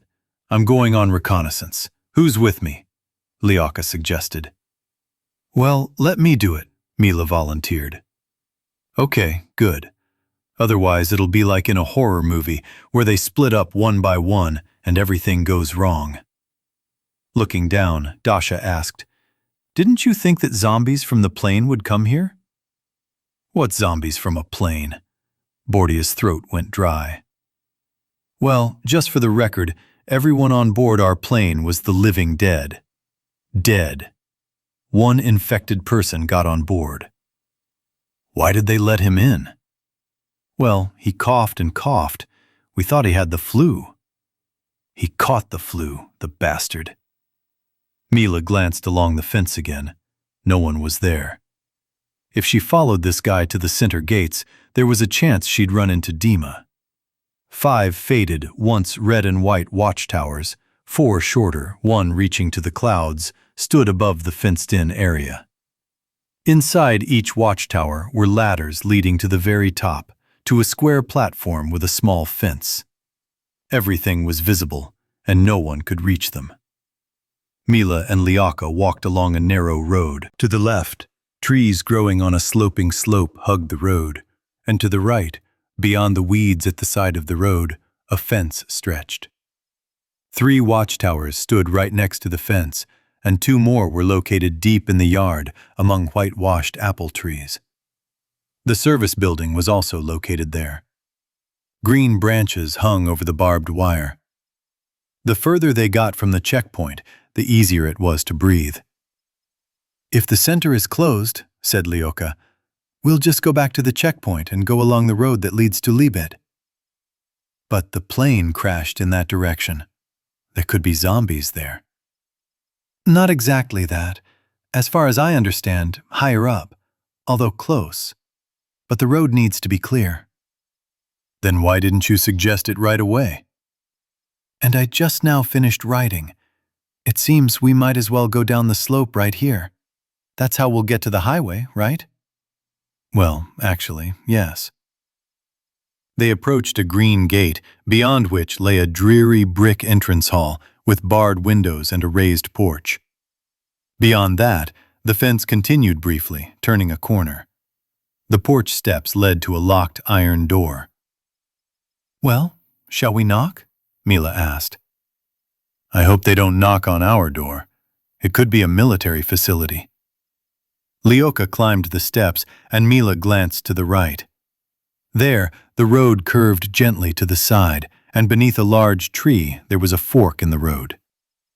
Dima, looking back and wearily shuffling his legs, came running. He held his other hand, bent, just below the elbow. Chapter 43. Vesta let go of Pasha's hand. I can't hold on, Yana croaked, dragging the boy up. Pasha simply screamed an incomprehensible sound. Vanya, holding his leg, continued to clamp his jaws above the knee and chuckled hollowly, deliberately, villainously, only from his throat. Vesta sat down on the curb of the Libed gutter wall, jumped down onto the concrete slab, walked behind Ivan, grabbed him by his wet hair, and put a knife to his throat. Let Pasha go. He didn't listen. She pressed the knife into the soft tissue. Ah! He immediately unclenched his teeth. Yana, don't pull, Vesta said upward. She let go, and Pasha landed. He immediately pulled up his shorts and started swearing. You have blood there. I see, Pasha answered Yana. Now I won't be the only one bleeding.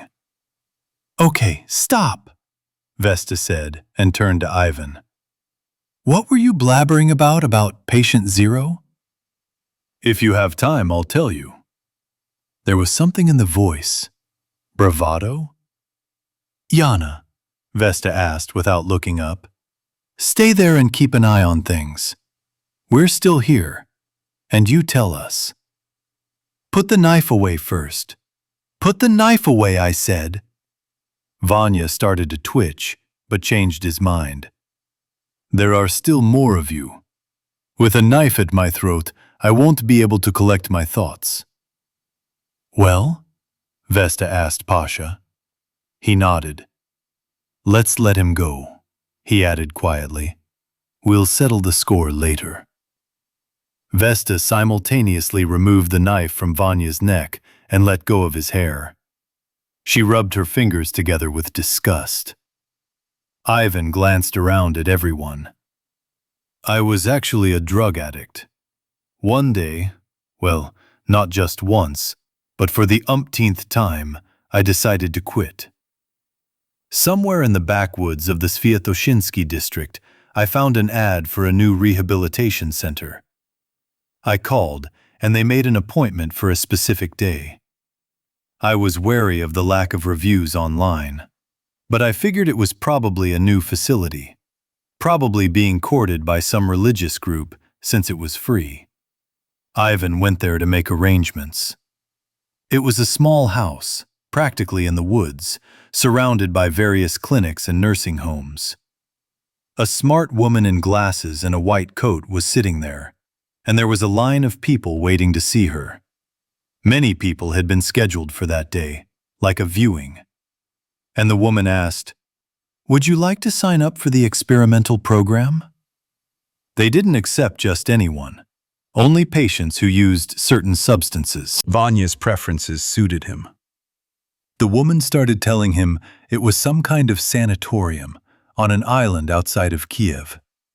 Accommodation and food were free. She gave Vanya a form to fill out, and besides the specific questions, what you've been using, for how long, and what illnesses you've had, there were also some spiritual ones. Indirect questions like, do you believe in God? But questions like, do you think all these modern-day ills like AIDS and climate change are punishment for humanity's sins? Vanya, borrowing the woman's pen, ticked off the boxes and wrote words in the designated fields, nodding silently. Ah, right, a religious organization. But there were also some unusual questions. Your clothing size? Shoe size? Approximate weight? He filled out and signed everything. They scheduled a meeting for him right there, tomorrow. He was to arrive without his belongings. They'll give him everything on the spot. Strange, but okay. The next day I arrived, by metro, then on foot. There were already a dozen different types standing outside the rehabilitation center's office. A minibus pulled up, and the woman came out of the building. She had a list in hand for a roll call. They all got in and drove off. It turned out they were heading to the pier, where a boat was waiting. Welcome. The boat set off. Vanya wasn't sure where, above Trukhanov, and above the beach on Chertoroy. While still on the boat, he and all the other guys were given new clothes. T-shirts, pants, some slippers, name badges. Their own things were taken and put in bags with names on them. One drug addict started making a fuss, like in prison. They told him, "No problem, they'll take you back on the boat later." He calmed down. They entered a wide, sedge-covered bay and moored to the shore. There was a dock, everything as it should be. The woman and the boat captain led them along a path into the island's interior, through willows, bushes, and some kind of field. And there were houses on stilts, a summer resort. But desolation is everywhere, and the smell is such that it feels like everything was recently disinfected with some kind of nasty stuff. They say you'll be staying here. They began to get used to the place, and the conditions turned out to be close to natural. The woman explained that it was done on purpose. Use what God has given you. God didn't give you electricity, did he? So there's none. One of the drug addicts started to rebel again. They told him it wasn't too late to turn back. The boat would be leaving soon. He calmed down again. Food will be delivered here, not by boat, but by motorboat. What else do you need? You'll go to bed earlier. There's a beach over there. Go for a swim. The camp's third row of houses overlooked a narrow lake, maybe a river or a canal. The water there was stagnant. Vanya wandered around the camp, found a small beach, and walked down the gently sloping shore. The base itself was surrounded by a fence. Only the area near the water was fenced off, where the canal was and where the bay was. A dirt road ran through the base, and at one end you could easily exit through a gate. Further on, the road plunged into a grove of trees through a meadow. "Why do we need your groves?" Pasha asked. "Get to the point." "Well, I'm just saying it for the sake of imagery, for immersion."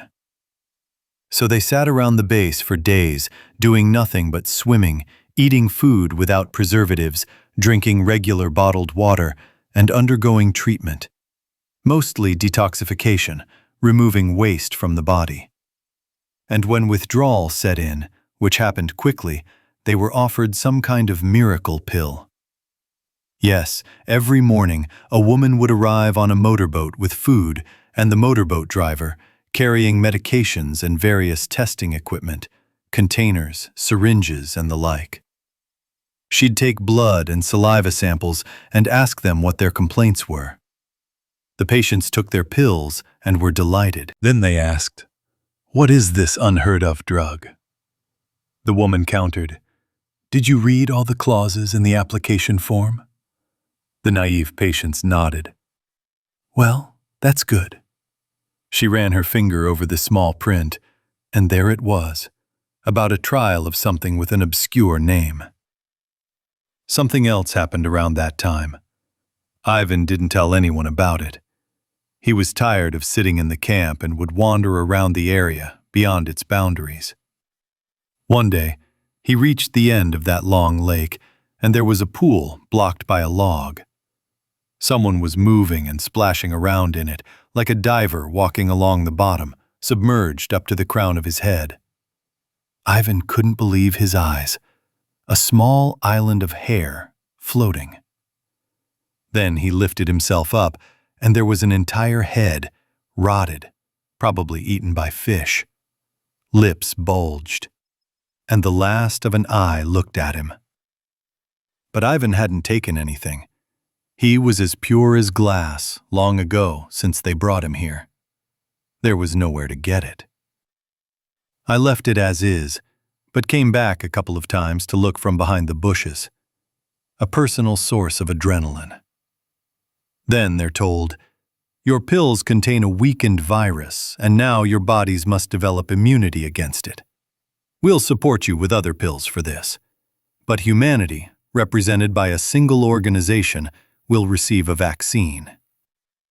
And as soon as they heard about the virus, everyone started feeling the symptoms of illness. Not right away, of course, but soon. They were coughing, sneezing, and blowing their noses all at once. The woman didn't show up anymore. The motorboat arrived without her, but some guy named Igor started arriving on a bicycle with a large box on his back and taking samples from the patients. Soon the first corpses appeared, but there was no need to bury them. They continued to walk, leaving only Vanya and the other living beings confined to their houses. The motorboat driver and Igor could paralyze these zombies by pointing flashlights at them, seemingly with buttons, but without light. Snap, and the zombie would freeze, and then the effect would gradually wear off, within an hour. Igor took all sorts of tests from both the zombies and the living. After paralyzing the zombies, he allowed the remaining patients to go to the bathroom and the beach. And then they hid in their houses again. Gradually, everyone around him died except Vanya. And when he fell ill with an illness unrelated to the zombie virus, he was rushed by boat to Kiev, to the clinical city, where he was placed, through connections and at great expense, in the appropriate ward. He was advised against telling anyone about the resort and the vaccine, because soon everything would be revealed anyway, and he would become a hero. A couple of days ago, the future hero was visited in the hospital ward by top government officials, all wearing respirators, a few court journalists, and that woman, and with her another completely strange one, short-haired, black hair, black lips, and red eyes with slit pupils, like a cat's. Probably fashionable contacts. And they pointed at Ivan, who was smiling under the IV drip, even acting silly, sticking out his tongue, making a purr-like sound with his lips.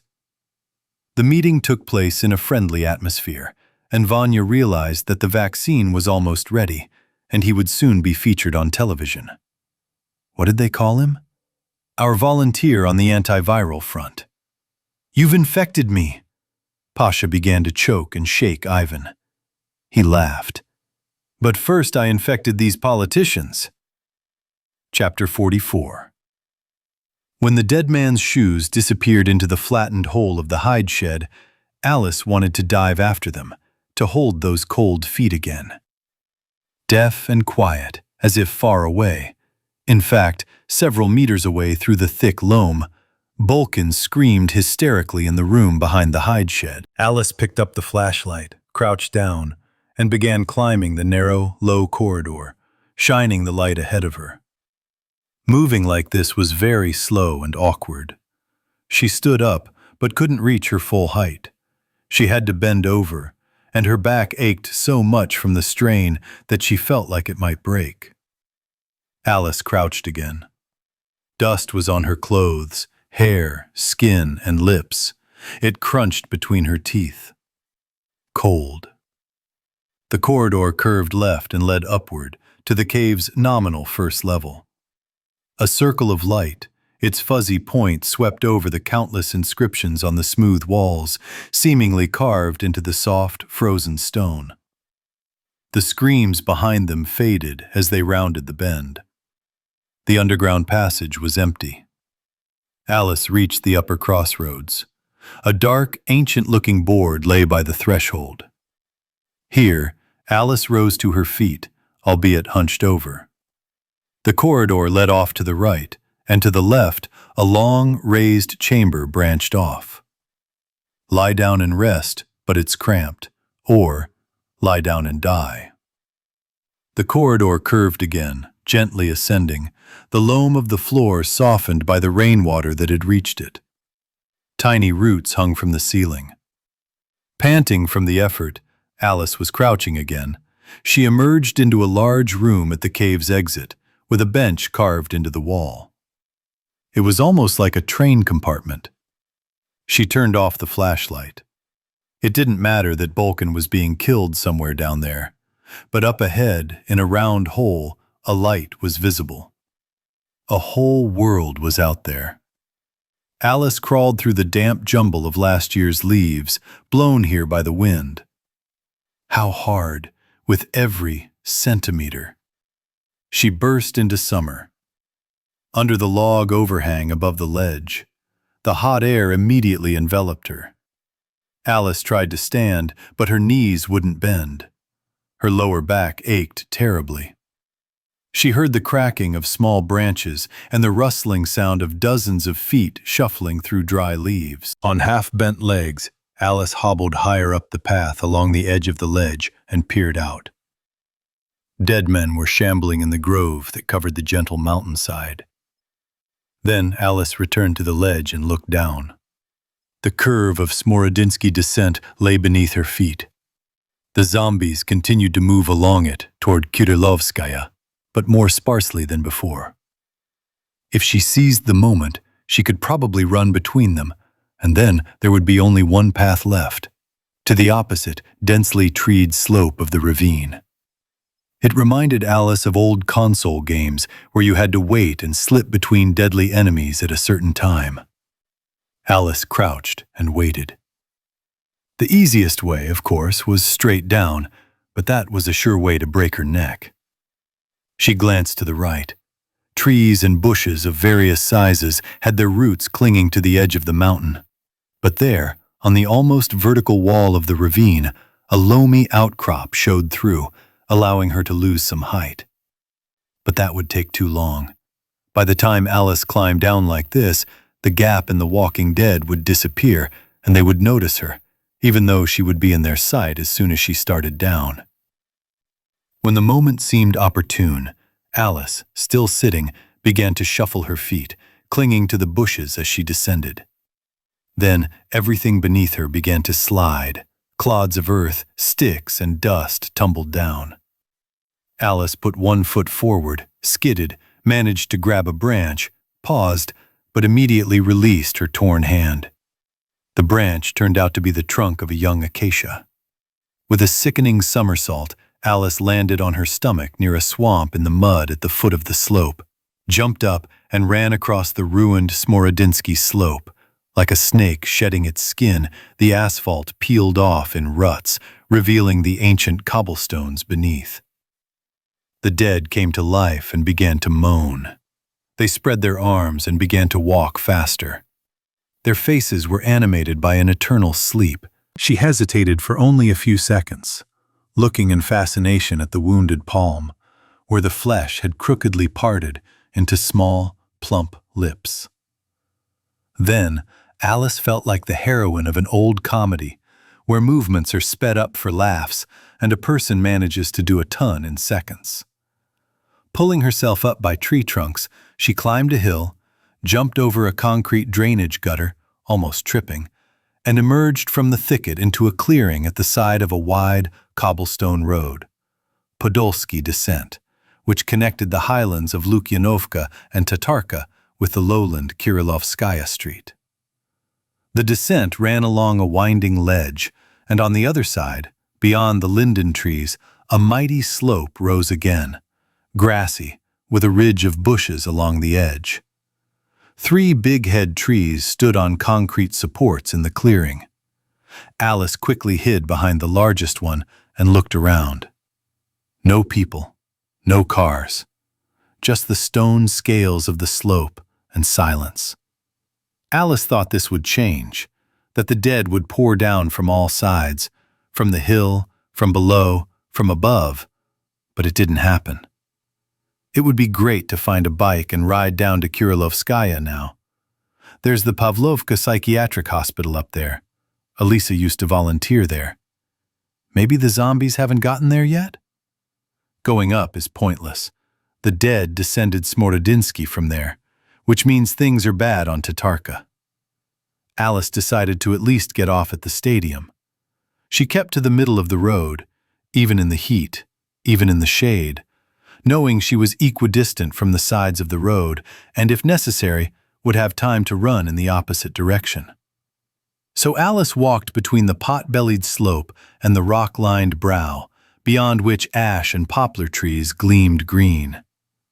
If you peered over that brow, you'd be terrified by the cliff, beneath which the houses of Liplinovka grew like wondrous giant mushrooms at the bottom. Ahead, behind the trees, the dome of St. Cyril's church loomed then. When Alice descended lower, it was hidden by lindens and maples, preceding completely incomprehensible thickets. In the depths, a lowland could be discerned. Podolsky descent made its final turn, and Kirillovskaya Street appeared near the stadium, the turnoff to Pavlovka, a Khrushchev-era building on the very same Tulchinskaya Street Alisa had used to escape from Petrovka. The heat made her head ache, and a numbness forced her to perceive the world as a separate entity. The fact that there were apparently dead people walking ahead on Kirillovskaya seemed insignificant. "What are you standing there for? Run!" Someone shouted at her from the balcony of a Soviet-era 9-story building jutting out beyond the trees from the depths of the Liplinovka ravine. Alisa climbed over the striped guardrail onto the sidewalk and disappeared into the thicket beneath the maple trees. There was a homeless shelter there. Rags, trash, a charred mattress. The slope collapsed down into a forest of nettles. Her hands stung, but she managed to pick them up. Alice emerged onto the asphalt road at the mouth of Repyakov ravine. On a parallel path, across a long, vacant lot, beneath Pavlovka Hill itself, someone was being eaten. 3 zombies, their chins smeared with blood, clung to their victim, chomping and frantically tearing flesh with their hands. Alice ran along the side of the road, around the bend, past the concrete fence sections of the heat pump station, like beige chocolate bars, hidden inside, covered in walnut and pine needles.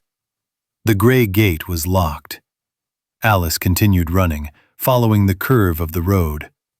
She passed the fork to Pavlovka and began making her way along Repyakiv Yar.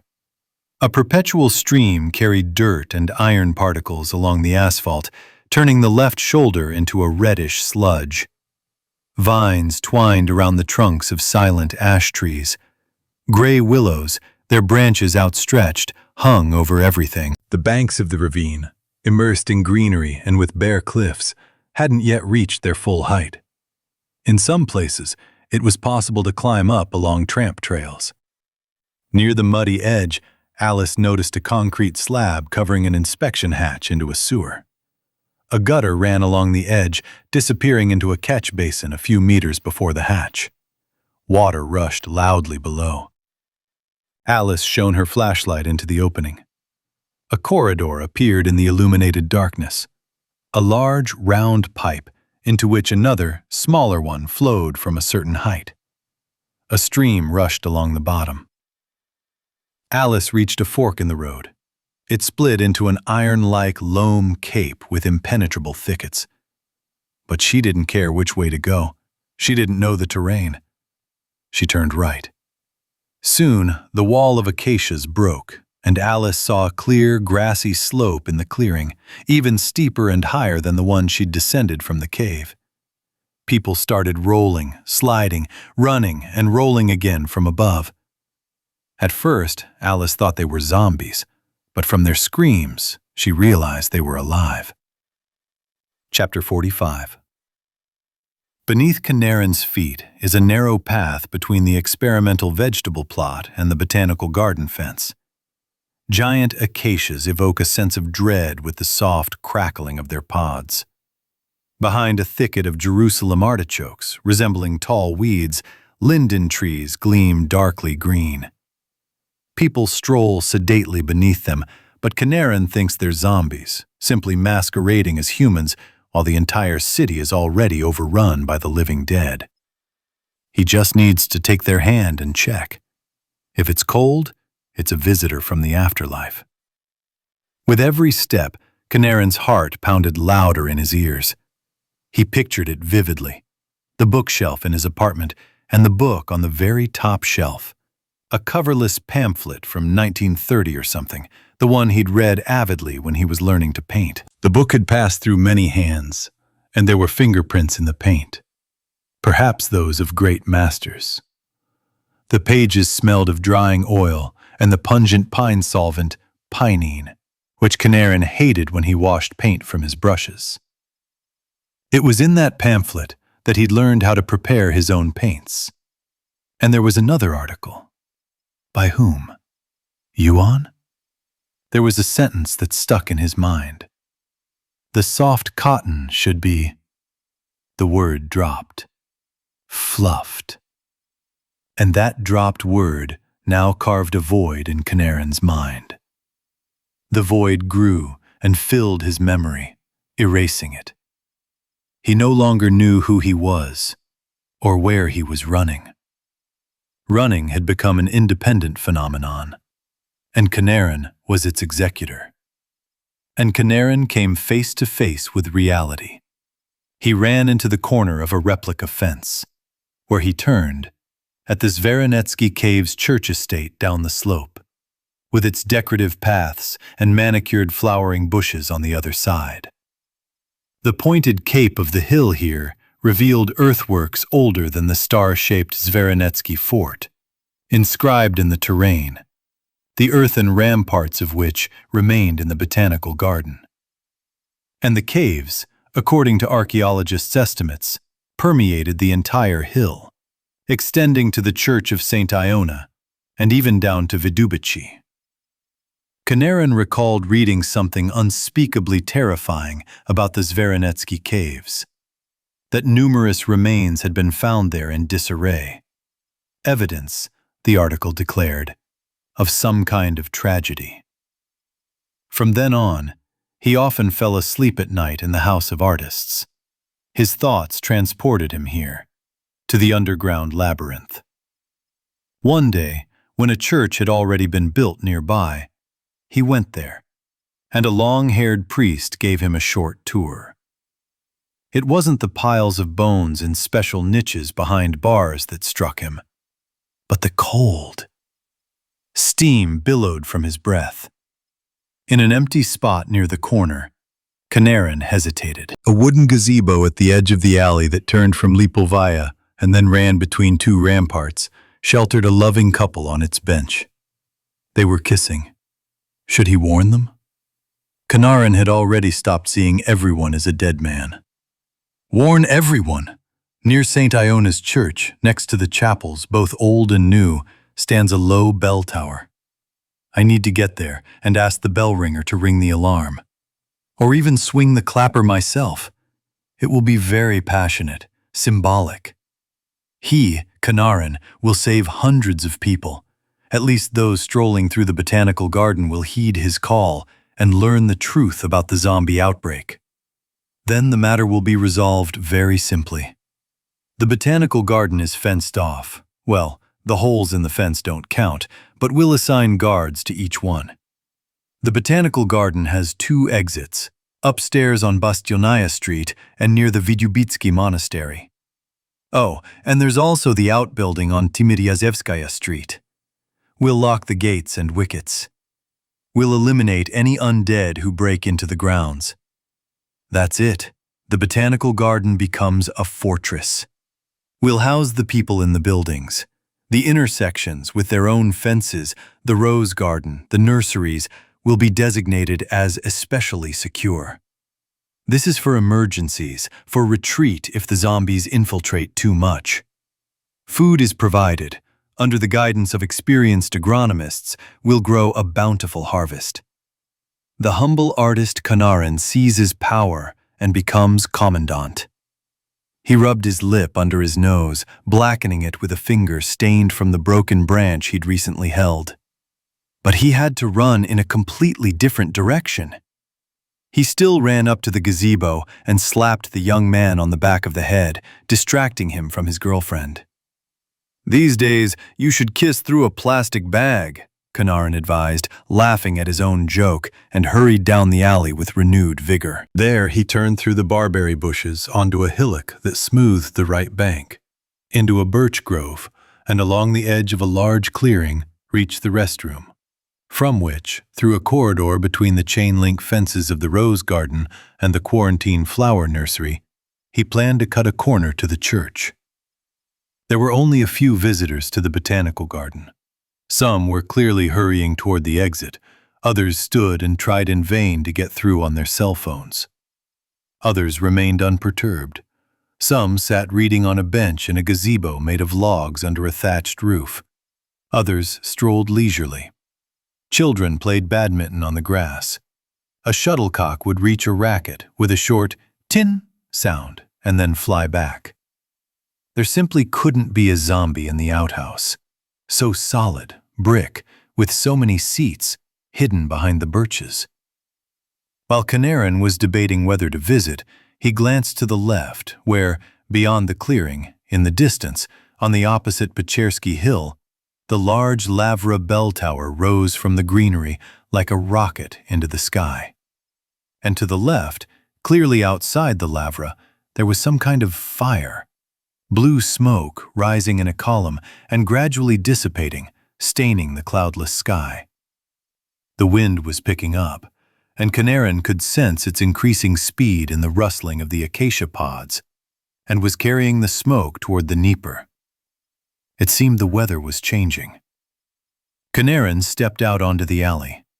Tall, sturdy birches grew along the fences. He remembered them as saplings tied to poles.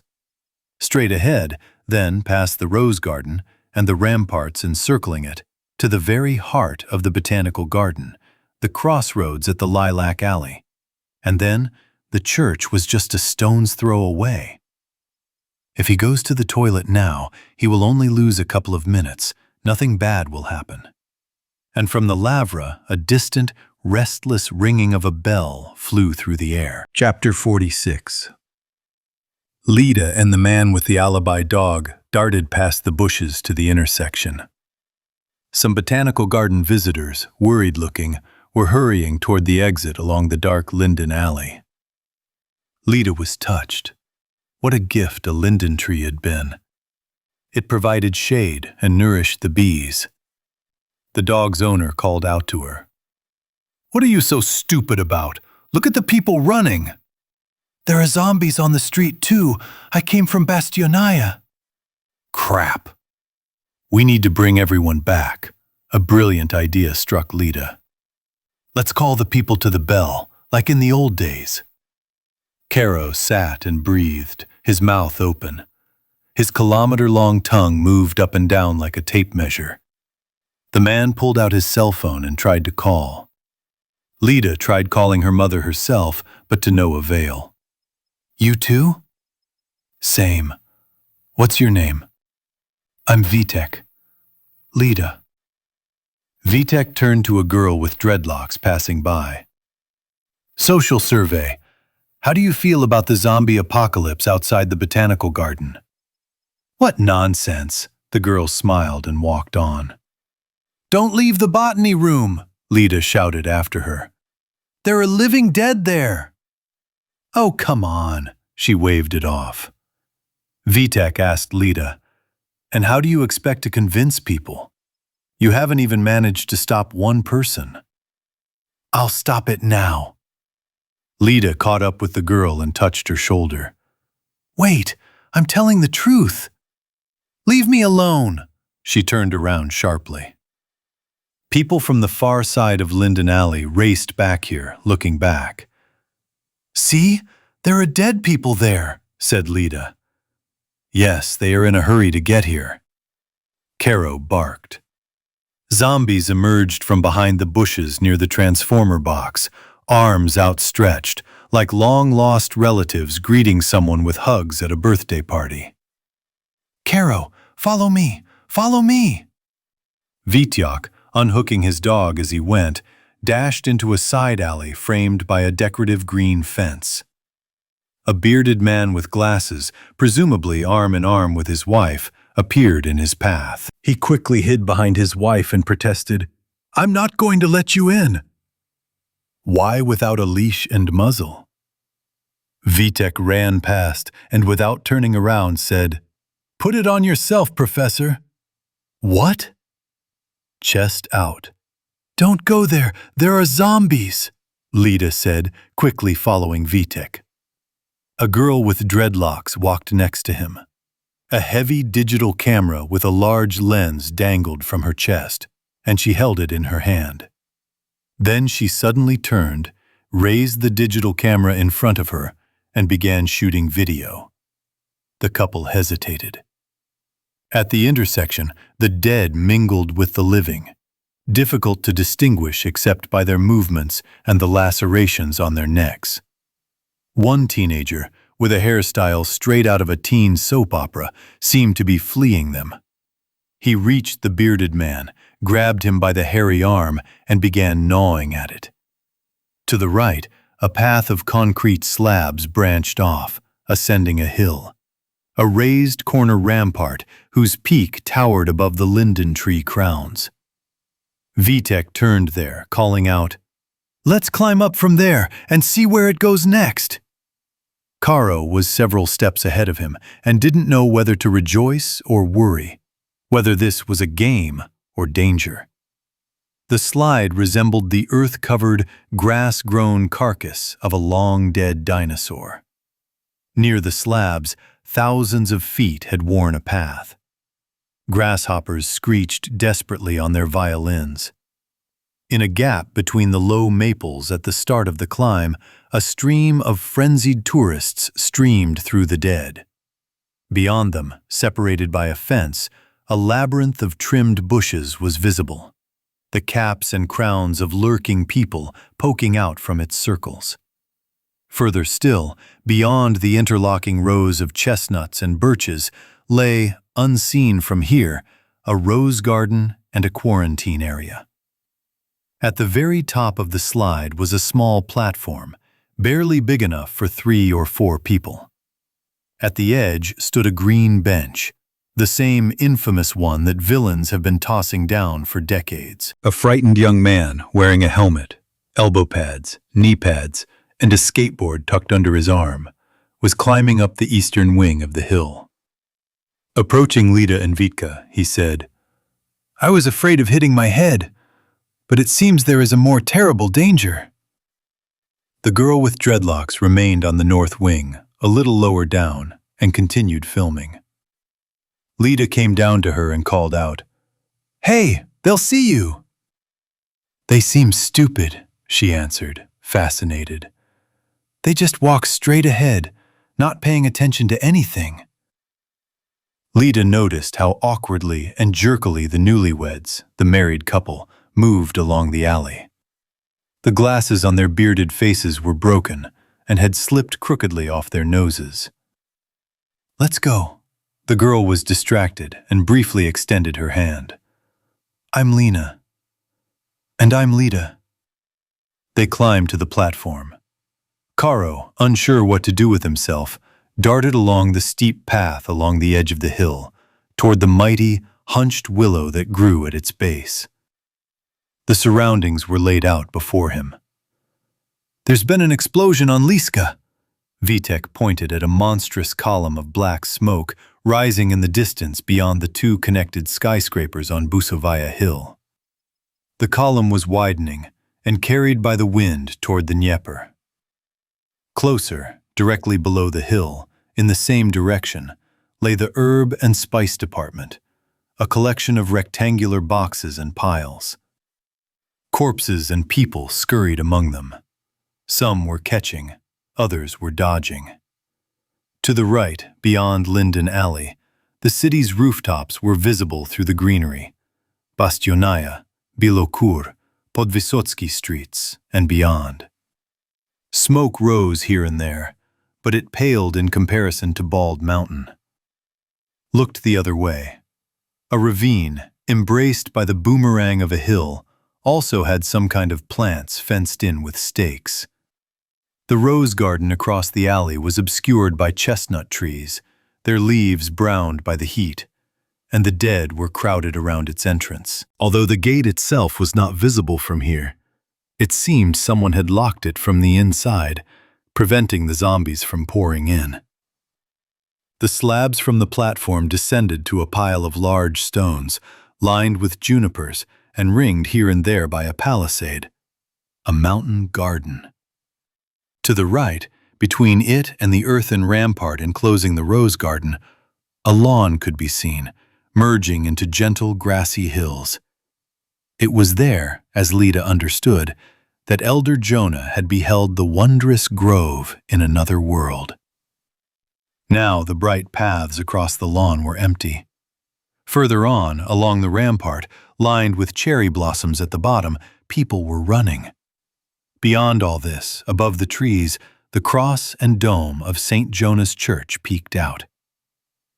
"People are running there, so it's safe," Lida said. "Well, that's it." Vitek shook his head, peering around. "There's nowhere else to go anyway." Lena grabbed the skateboarder's wrist and lifted his hand. "What do you have there, my dear friend?" There was a wet wound on his skin below his elbow pad. His eyes widened. "It wasn't a zombie that bit me. I fell." "Well, yes. And the teeth marks?" "Here!" He pushed Lena, and she stumbled, almost falling down the slope toward the valley, but caught herself, clutching at the weeds. Caro silently kicked the young man, and he went flying into the grass, his skateboard slipping. The dead were already shambling in single file along the flagstones from the alley. "Time to go," Vitek said, jumping down the other way, toward the mountain garden. Caro ran alongside him, barking like a cannon. Thud, thud, thud. Down below, on the alley leading past the rocks to the rose garden, they waited for Lena and Lida. Up above, near the rose garden, on the steps leading to the gate, the dead were huddled together in a tight group. It was as if they were drawn there by a magnet. Beyond the gentle hills, people were walking quickly along one of the botanical garden's main roads toward the lilac-lined alley. From the lowland further on, the dome of the winter garden's greenhouse bulged like a honeycomb of glass. "It seems quiet there still," Vitek said, sniffing the air. He looked at Lida. "What is that smell coming from you?" "With incense," she explained. Lena jumped back. "Did they hold a funeral service?" "No, I stood during the service in church. And your hand is cold. Because the pressure is low."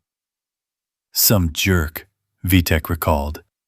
"He told me right away that she was a dead woman." The young man in the helmet screamed at the top of his lungs as he ran along the valley, and behind him the dead rolled down the slope, and then, rising, stomped after him. "So he will bring everyone to us," Vitek reasoned. "You're very observant," Lida said, walking along a dirt path past the outstretched branches of juniper that covered the rocks. It smelled no worse than incense. "Where are you going?" Lena followed her. "Ring the bell." Chapter 47. Mila herself didn't understand how it happened. They were standing near the gates of the radio broadcast center when Dima approached, but didn't have time to explain who had bitten him on the arm or if it was just a bruise. Behind him, dead bodies appeared on the road, among them a plump man in shorts with a megaphone around his neck. Lyoka said something Mila couldn't understand. "Found the scattered tourists." But there was no time to explain. The dead man awkwardly raised the megaphone to his mouth and began to wheeze, the distorted voice filling the space with a harsh roar. Dima looked wildly at Mila, pointed down into the trees and shouting, "Follow me!" ran away from the path down the slope. "I can't leave him," Mila snapped at Lyoka, rushing after Dima. Lyoka cursed and followed. Their feet carried them to a path in a dirt ravine. They must have been descending from Bald Mountain here for at least 100 years. We found ourselves in the shade of the trees at the foot of the mountain, in the vast valley of the Libed River, driven underground. From there, through the greenery, the Saperno-Slobodskaya Street highway was visible, and much further, beyond the strip of thickets that hid the railway, the skyscrapers on the opposite Black Mountain. Cars passed along the road, though rarely. To the right, before reaching the sidewalk, near the slope of Liska, there was a platform with a strange structure. As Mila walked closer to the highway, More of it revealed itself. A roofless concrete corridor that curved and descended below ground level. "That's the entrance to the Libed sewer," Lyoka explained. "Let's hide there. There are the dead men rustling around the mountain already." "Stop the car!" Dima, his legs stumbling with fatigue, jumped out onto the road and began signaling. Seeing the white SUV approaching, he moved to intercept them, blocking their path. The car veered slightly to the side, hitting Dima with a dull thud from its front fender. Dima fell sideways onto the asphalt, raised himself up, blood streaming from his mouth, and fell with his arm tucked under him. A sneaker lay a couple of meters away. Mila watched this calmly and detachedly, as if she didn't exist at all. Her thoughts were at a standstill. Out of the corner of her eye, she noticed Lyoka standing nearby, clutching his head. With a growing sense of turbulence, Mila ran to the body and tried to lift it under the arms. Dima's head hung limply to the side on a limp neck. Mila repeated, "Dima, Dima, Dima, Dima." Lyoka also began to fuss nearby, unsure of how to approach. Another car sped past. "Let me grab your hands and you grab your legs, or vice versa," muttered Lyoka. "He's still dead," Mila said. "No, I'm unconscious." "I know he's dead," she confirmed. Lyoka swore. "We need to move him to the side of the road," Mila said, bending down again and slowly pulling Dima under the arms. After a couple of steps, she let go and straightened up. "I can't." "Let me," Lyoka panted, dragging the body intermittently to the low curb. He left Dima lying on the sidewalk. "Can we go into the shade, please?" Mila asked. "It's sunny here." Lyoka moved the body onto the grass, under the shade of a rounded ash tree, near the path that led from the highway to the entrance to the sewer. He wiped the sweat from his forehead. He was afraid to look at Mila. Through the foliage that covered the slope of Bald Mountain, the rustling and crackling of branches could be heard getting closer. "Listen." Lyoka had forgotten Mila's name. "The zombies are getting close. Let's get out of here. Take the highway to Dmievka or the sewer, it doesn't matter." Her eyes did not blink and looked straight ahead. "Huh?" Mila turned her head. "Or we'll run across to the other side and onto the overpass, and from there we can take a trolley bus or get to the metro." "I have to wake up now," Mila said. "I understand." Lyoka looked into her face. "But while the dream continues, we need to escape from the dead." Listen. These frozen, open eyes.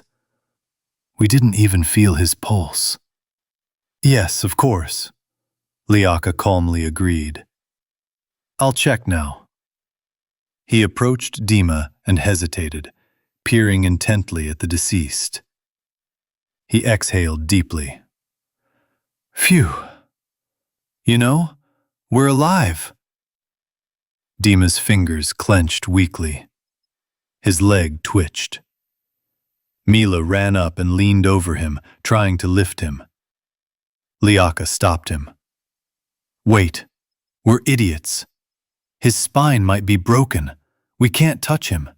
And we can't call an ambulance. Damn it. We need someone to take us to the hospital. But it needs to be like a minibus." "Who cares? The zombies are about to descend, and we just need to somehow get him out of here." Mila squatted down. "Dima, can you hear me?" "Dima," she said, taking his wrist. No pulse. "Just weak," Lyoka said. "Blood loss, low blood pressure. So I went to hitchhike and let them try not to stop." Dima groaned and began to move. Dima, here we go, finally! Mila fell to her knees, hugging him, and he wheezed and began to bite her shoulder. Chapter 48. Spread your arms and fly. Close your eyes and imagine you're a bird. Everything that had happened was compressed in Pronina's mind into a tin can, like the ones the police found on Minko's shelf. A thrifty little man with bushy eyebrows, about 60 years old. He had a dacha. Where on earth? On the mountain, in the Kirilovsky Heights. The Kozhevnik Cooperative. She remembered it from the case file. I remembered the heavy smell at the entrance to the Forensic Psychiatric Center. Kukmisterov had just escaped through an open door outside. Another open door led to the courtyard, and a red, wet streak led there, as if someone had been dragged. This heavy smell is given off by blood when a lot of it has been poured out. Pronina closes the door to the courtyard and walks back down the hallway. There, by the stairs, is a menacing, disarmed Valak trying to call his superiors. Or his wife. Or maybe he's crushing some crystals. Don't think I've gone crazy, Valak, Pronina says. Someone killed everyone downstairs. Dima, Malik, the whole shift. There's no one left, just pools of blood. Who killed him? He opened his mouth. That idiot, the professor? No, we went down and there was no one there, and the doors were open. Someone went into the yard. I don't know. I wasn't looking. I can't get through to anyone, Valak admitted, but I need to call the squad. Well, how are you going to call? We need to do it ourselves. Let's look out the window. They approached a heavily barred window. Pronina saw Malik, the heaviest of the guards, crawling across the courtyard, leaving behind blood and pieces of what were probably entrails. Andrei was stomping around nearby, aimlessly shaking his head. A purple wound was visible on his neck. Let's go to the hospital for help, Valak said. A strange man, athletic-looking, wearing shorts and a t-shirt, with headphones on his head, staggered into view. He was a runner. A severed finger protruded from his mouth like a cigar. Dima Bezekin followed, his gait unsteady, and barely able to move his legs. They're fucking zombies, Valak realized. I think so too. And we haven't gone crazy, she thought. So, it's like this. Now it's every man for himself. Have you seen The Walking Dead? Well, no one's going to come here to save us. Nothing good will happen. We need to get home. That's all we can do for now. Valak nodded. But, Pronina continued, we can do one thing here and right now. We need to release all the patients. Hey, they'll put us in jail too, Valak chuckled. No one. That's it. It's all over. Civilization has ceased to exist. Soon there will be jungle here. Yes, well, because of the climate? Okay, let's let them out. Otherwise they'll die of hunger here. You know, Dasha, Valak objected. I'd rather they die of hunger than have them kill us here now. As you wish. You don't have to participate. No, I'm with you. And they released the prisoners, and they were surprised and grateful and hurried to the stairs. Mercy was easy, until it was Minko's cell's turn. Minko pretended to be a cannibalistic individualist. He bulged his lobster-like eyes and awkwardly played the role of Hannibal Lecter, peppering his speech with Latin-like gibberish, only to later invent proverbial meanings for this gibberish. I live like I'm in a swallow's nest, he described his wooden dacha on the edge of a cliff, adding, Nimus nomus, which means, raised his finger. To each his own home. The prosecutor rightly believed that Minko's stock of canned human food was too large for one person, and Pronina was looking for ways to get around it, laying various psychological traps to pull. She also knew that, although Minko was practically living in a nest, he had a sizable bank account. When asked where he got his money, Minko explained that he sold pears from his dacha. His pears were special, and that's why they fetched a good price. She hesitated whether to let him out of the cell or not, but Valak, who had the keys, mechanically opened the door and then began what made Pronina run and scream for the next, how many minutes? Spread your arms and fly. Close your eyes and imagine you're a bird. She fell onto a small ledge almost at the very edge of the cliff. The pain in her legs strangely reminded her that she hadn't warned the monks. Behind the building, hidden from human eyes, nestled a small hermitage, a couple of houses and some vegetable patches. They were so securely sheltered on all sides by thickets and the two buildings of the mental hospital that an outsider could walk past it their entire life and never know what was there. A man, Schmoller, slid across the grass and leaves next to her. She didn't have time to learn his name. He was Schmoller. He impaled himself sideways on the branch of a dry, light-colored tree lying on the slope. He curled up into fists. He closed his eyes and seemed to fall asleep. Below, down the mountain, two more people, a fat boy and a girl, slid down the grass, sliding and rolling. Pronina, clutching at the bunches of stems, crawled head down, hoping not to fly down the slope in this position because she was not a bird.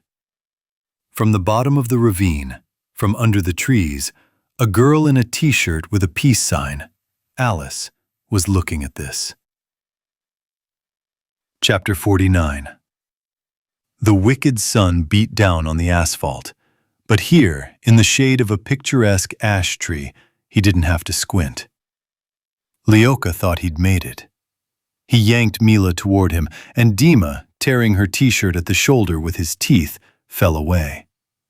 He immediately jerked, trying to grab her with his arms, but instead embraced nothing. Mila had already bounced a few meters toward the highway. That's it. We have nothing to do here. Lyoka led her by the hand across the road, moving away from the foot of Bald Mountain, which in fact wasn't bald at all, but covered in lush greenery. An old Zhiguli was speeding from Dmievka, honking furiously, with 4 people inside. Lyoka stopped Mila, otherwise she would have kept going. It didn't matter. They crossed the wide, multi-lane Saperno-Slobodskaya. There was no housing here, only skyscrapers jutting out along the Sapernoy-Slobodka hill, leading to Liska, towards Dmievka. Mila looked back. Dima was stirring dead under the ash tree. On the other side of the road, at the entrance to the overpass, there was a fence made of metal bars. Billboards offered building materials and salt, from household salt to caustic salt. "Oh my God," muttered Lyoka. "They're selling it so openly." He wanted to turn off along the path into the thickets that grew right up to the bridge, but he remembered that the paths across the railway there were closed by a fence. The highway curved upward toward a bridge over the tracks in the Libed Valley. The bridge was empty, save for the guardian lanterns. Ahead, separated by the ravine of the Buslovka River, hidden underground, rose the slopes of the Chernaya and Busovaya mountains, lined with residential complexes. Lyoka and Mila walked for a long time across the bridge. Behind them, a column of smoke curved toward the Dnieper, rising over Liska. The fire had spread to the trees covering the hill. Mila, without stopping, pulled back the torn t-shirt at the shoulder and looked. The torn skin was dark with blood. "Now I'm going to turn into a zombie," Mila said. "You won't transform until you die," Lyoka replied. "According to the rules of the genre. And no one dies from a wound like yours. although it could be blood poisoning. I don't really care. You're burying yourself too early. The bridge never ended. The wind was picking up, otherwise they would have melted and never reached the intersection at the bottom of Kikvidze Street. Always sleepy to begin with, it was now dead. Gradually gaining altitude, the road climbed around the bend along a quiet row of dormitories. I grew up here. I know everything, Lyoka said. There's the Transport Institute, then the Art Academy, where I studied a long time ago. Where do you live? I rent a room on Copernicus. Yeah, I used to go through Copernic to get to the rock shop. Do you think it's really possible to get there now? There doesn't seem to be any public transportation. People, too. Just us. Yes. They came to a wooden tower next to a 5-story building near a trolleybus stop. Beneath the tower's whimsical, pointed roofs, a pump room invited visitors to cool off. Let's have a drink, Mila suggested. There's tastier water further on, said Lyoka. Besides, it'll be calmer there. There's no one here either. Oh well. The traffic light opposite the little house turned red. At the bus stop, under a shelter, was a kiosk with cigarettes and drinks on display. A cardboard sign in the closed window read, "Maintenance break." It's no big deal, Lyoka remarked as he passed. I'll just break the glass and stock up on some candy bars and jars. They always do that in the movies. That's it, communism has arrived. And what will you break it with? Lyoka looked around. No, nothing. Well, usually they hit it with their elbow. Well, try it. I'll hurt my elbow like that. We'd better go and drink from the spring. They moved on. Between the houses, deep in the courtyards, the slope of Busovaya Mountain, darkened by mighty trees, rose like a wall. Cellar entrances peeked out from among the bushes. The windows of the dormitories, standing behind elegant chestnut trees whitewashed underneath, were curtained. Not a sound could be heard from within. Sorry, said Lyoka. I forgot your name. Mila Nirvanova. Nirvana? He was surprised. At first, my great-grandfather had Nirvanova. Then by mistake the letter I got into the passport, and so it remained. I wish I had a last name like that. And I'm Lyoka, Alexei Karpenko. I'm worried about my parents, Mila said. But they live in Chernigov. Maybe it hasn't reached Chernigov yet, he added, then. And it never will. And my parents are dead, so I have no one to worry about. It's easier for me. Mila nodded and asked a question. Why do you think there are no people? Everyone's hiding in their homes. They either figured it out themselves or were told on TV. When I sit down to dinner, I look at the building across the street. Everyone's sitting in front of their plasma screens. They believe whatever they say. In the next gap between the houses, at the next bus stop, Mila saw something unusual. At first, it seemed to her that someone had built large cubes along the mountain, trampling the greenery. It began with piles of rubble and crept up the slope, a series of painted walls and small rooms with window and door openings. Colorful circles peered cheerfully from the walls.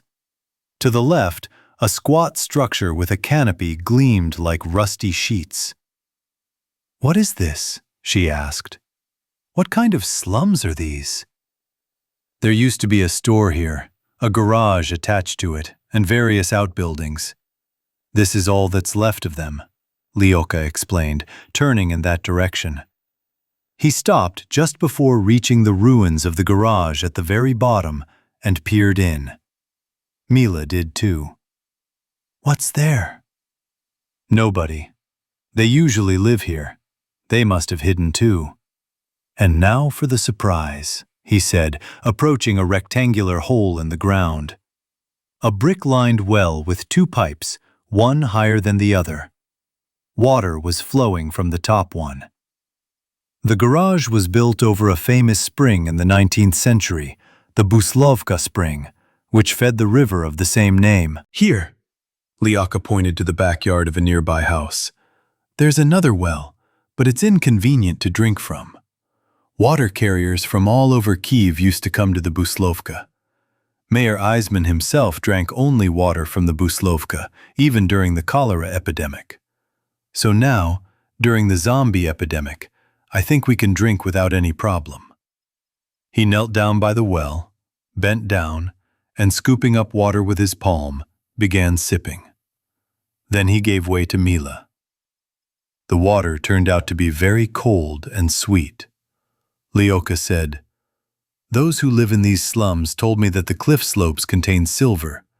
That's why the water tastes so good." "Probably the silver cleanses it," Mila wiped her lips. The courtyard behind the dorm, narrow, between the house and the enormous maple trees right at the mountain, was separated from the ruins by a chain-link fence with a gaping hole in it. Lyaka and Mila went there. Springs of red water oozed from cracks in the low concrete retaining wall. The asphalt was wet and streaked with tongues of iron rot. "Where to now?" Mila asked. "Where are we going anyway?" "To hell with it. I don't know where to go myself.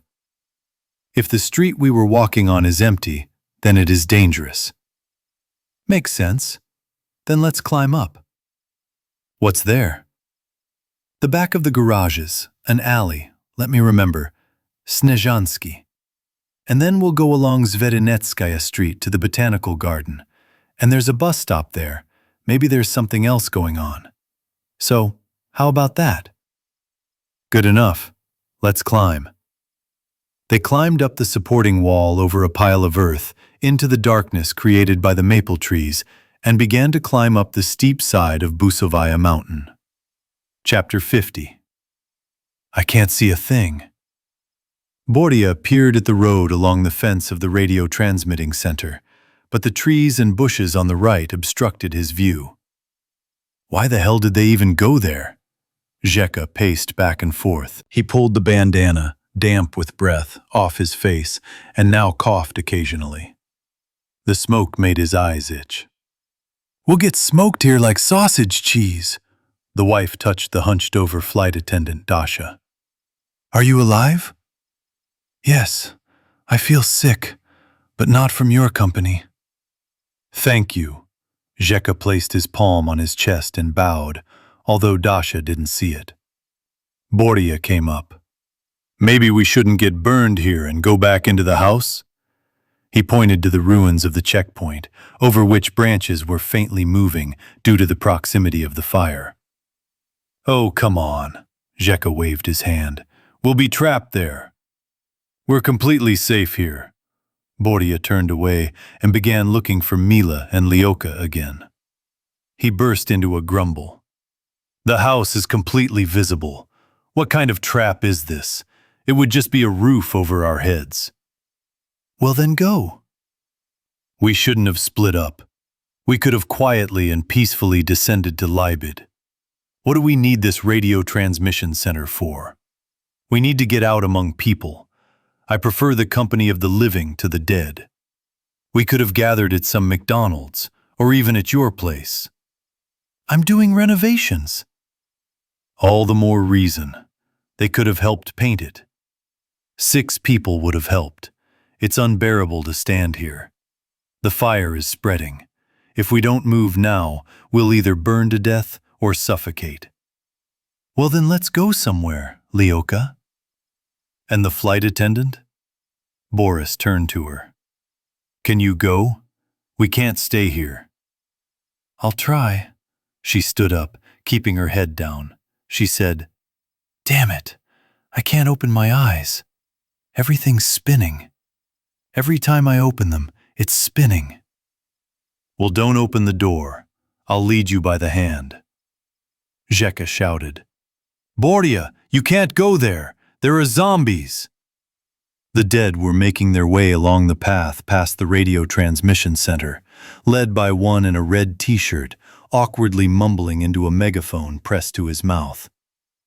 "Déjà vu," said Boris. Okay, let's go, Zheka urged, and hurried through the bushes, away from the road. "Where to?" Boris asked, following him and leading Dasha. She moved her bare feet. "Instead of winding along the serpentine road, we'll go straight down to the overpass." Pushing through the branches, they descended into a ravine in the dried-up bed of the Libed River, hidden here in an underground sewer. Above the other bank of the ravine began one of the ramps onto the overpass, leading to the road bridge over Saperno-Slobodskaya. But there, at the turnoff, against the backdrop of the striped, legging-like chimneys of the 5th thermal power plant, terrifying, charred zombies wandered across the highway. Their clothes were a blur of pink and black flesh. "It's good that we didn't go along the serpentine road," said Bordia. "Oh, good." Along the wide road between Bald Mountain and the hillock with the retaining wall of another overpass branch leading to the bridge over the rails, occasional cars sped past at breakneck speed, back and forth.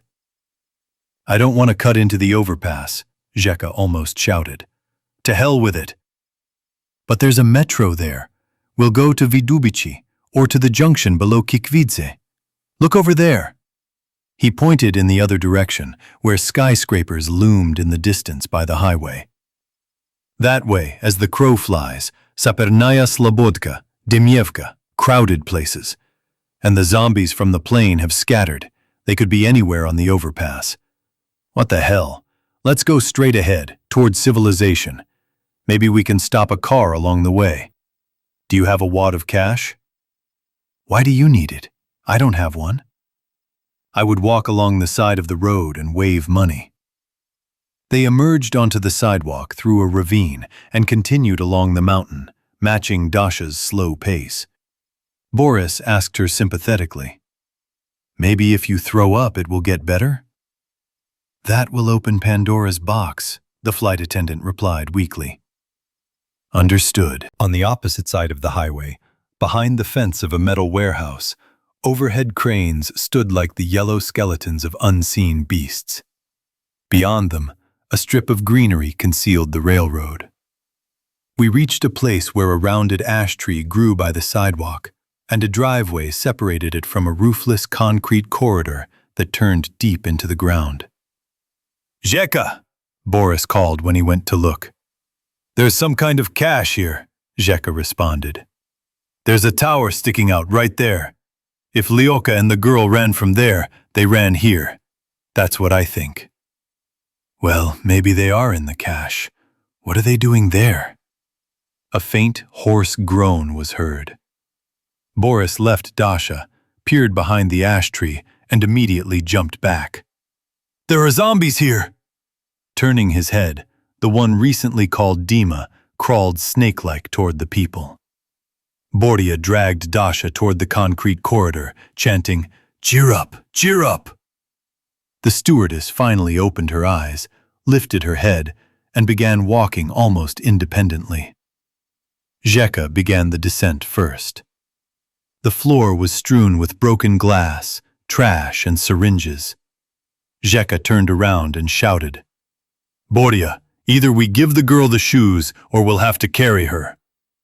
"Move me," said Dasha. "It might be better down there." "I doubt."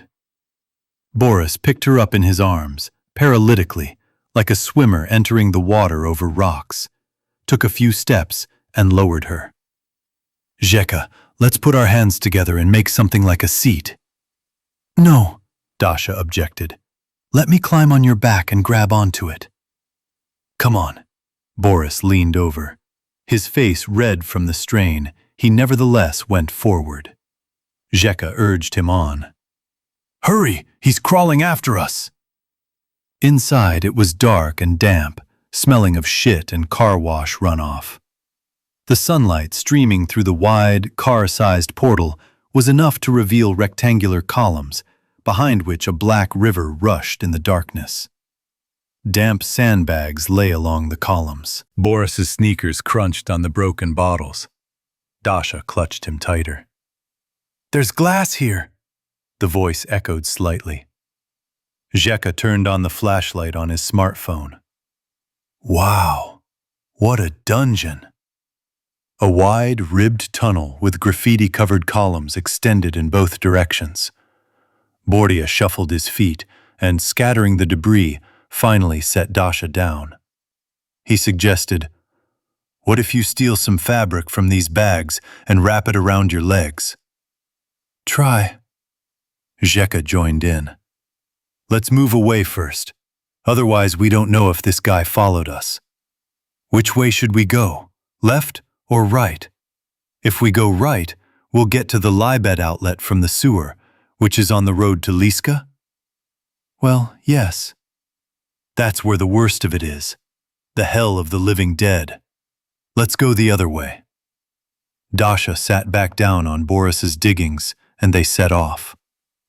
Zheka trudged ahead, his smartphone powerful enough to illuminate a couple of meters of floor and the nearest section of wall, picking out a column or a sack from the total darkness. The water slurped softly. Bordia also wanted to get the smartphone, but he had to support Dasha's legs above the knees, and her skirt was in the way. "I don't understand," Bordia said curtly, "how nurses carried the wounded out during the war. Let's try my idea with the bag." He stopped. Dasha got off. "Wait," she said. "It's not so bad here." She felt around on the floor with her foot. Concrete, some sand, wet, but you can walk. "And where to?" asked Boris. "Screw it. I'll be here for a second, and you'll be here forever," Zheka replied. "What, do we even have a choice? The main thing is that the batteries don't die. Otherwise, we'll have to navigate by the bookish rules of the labyrinth. We'll touch the wall with our hands and somehow find our way out." Here and there, wet, homeless-looking things were strewn about. The sand was wavy. Water flowed in from an internal gutter where the river ran. They walked against the current. It was cold. Darkness ahead. Darkness beyond the water. Still darkness. "You know," Dasha said, "it's like the river Styx from Greek myth. Charon, the boatman, used it to ferry the souls of the dead to Hades." "We could use a boatman here," Bordia responded. "We could sail out in a boat like that." Dnieper. "Quiet!" Zheka hissed and turned off his smartphone. Something approached smoothly and quietly along the river, disappearing behind the columns. A bearded face illuminated by the light. "Angel," Bordia whispered. "No, God himself," said Dasha.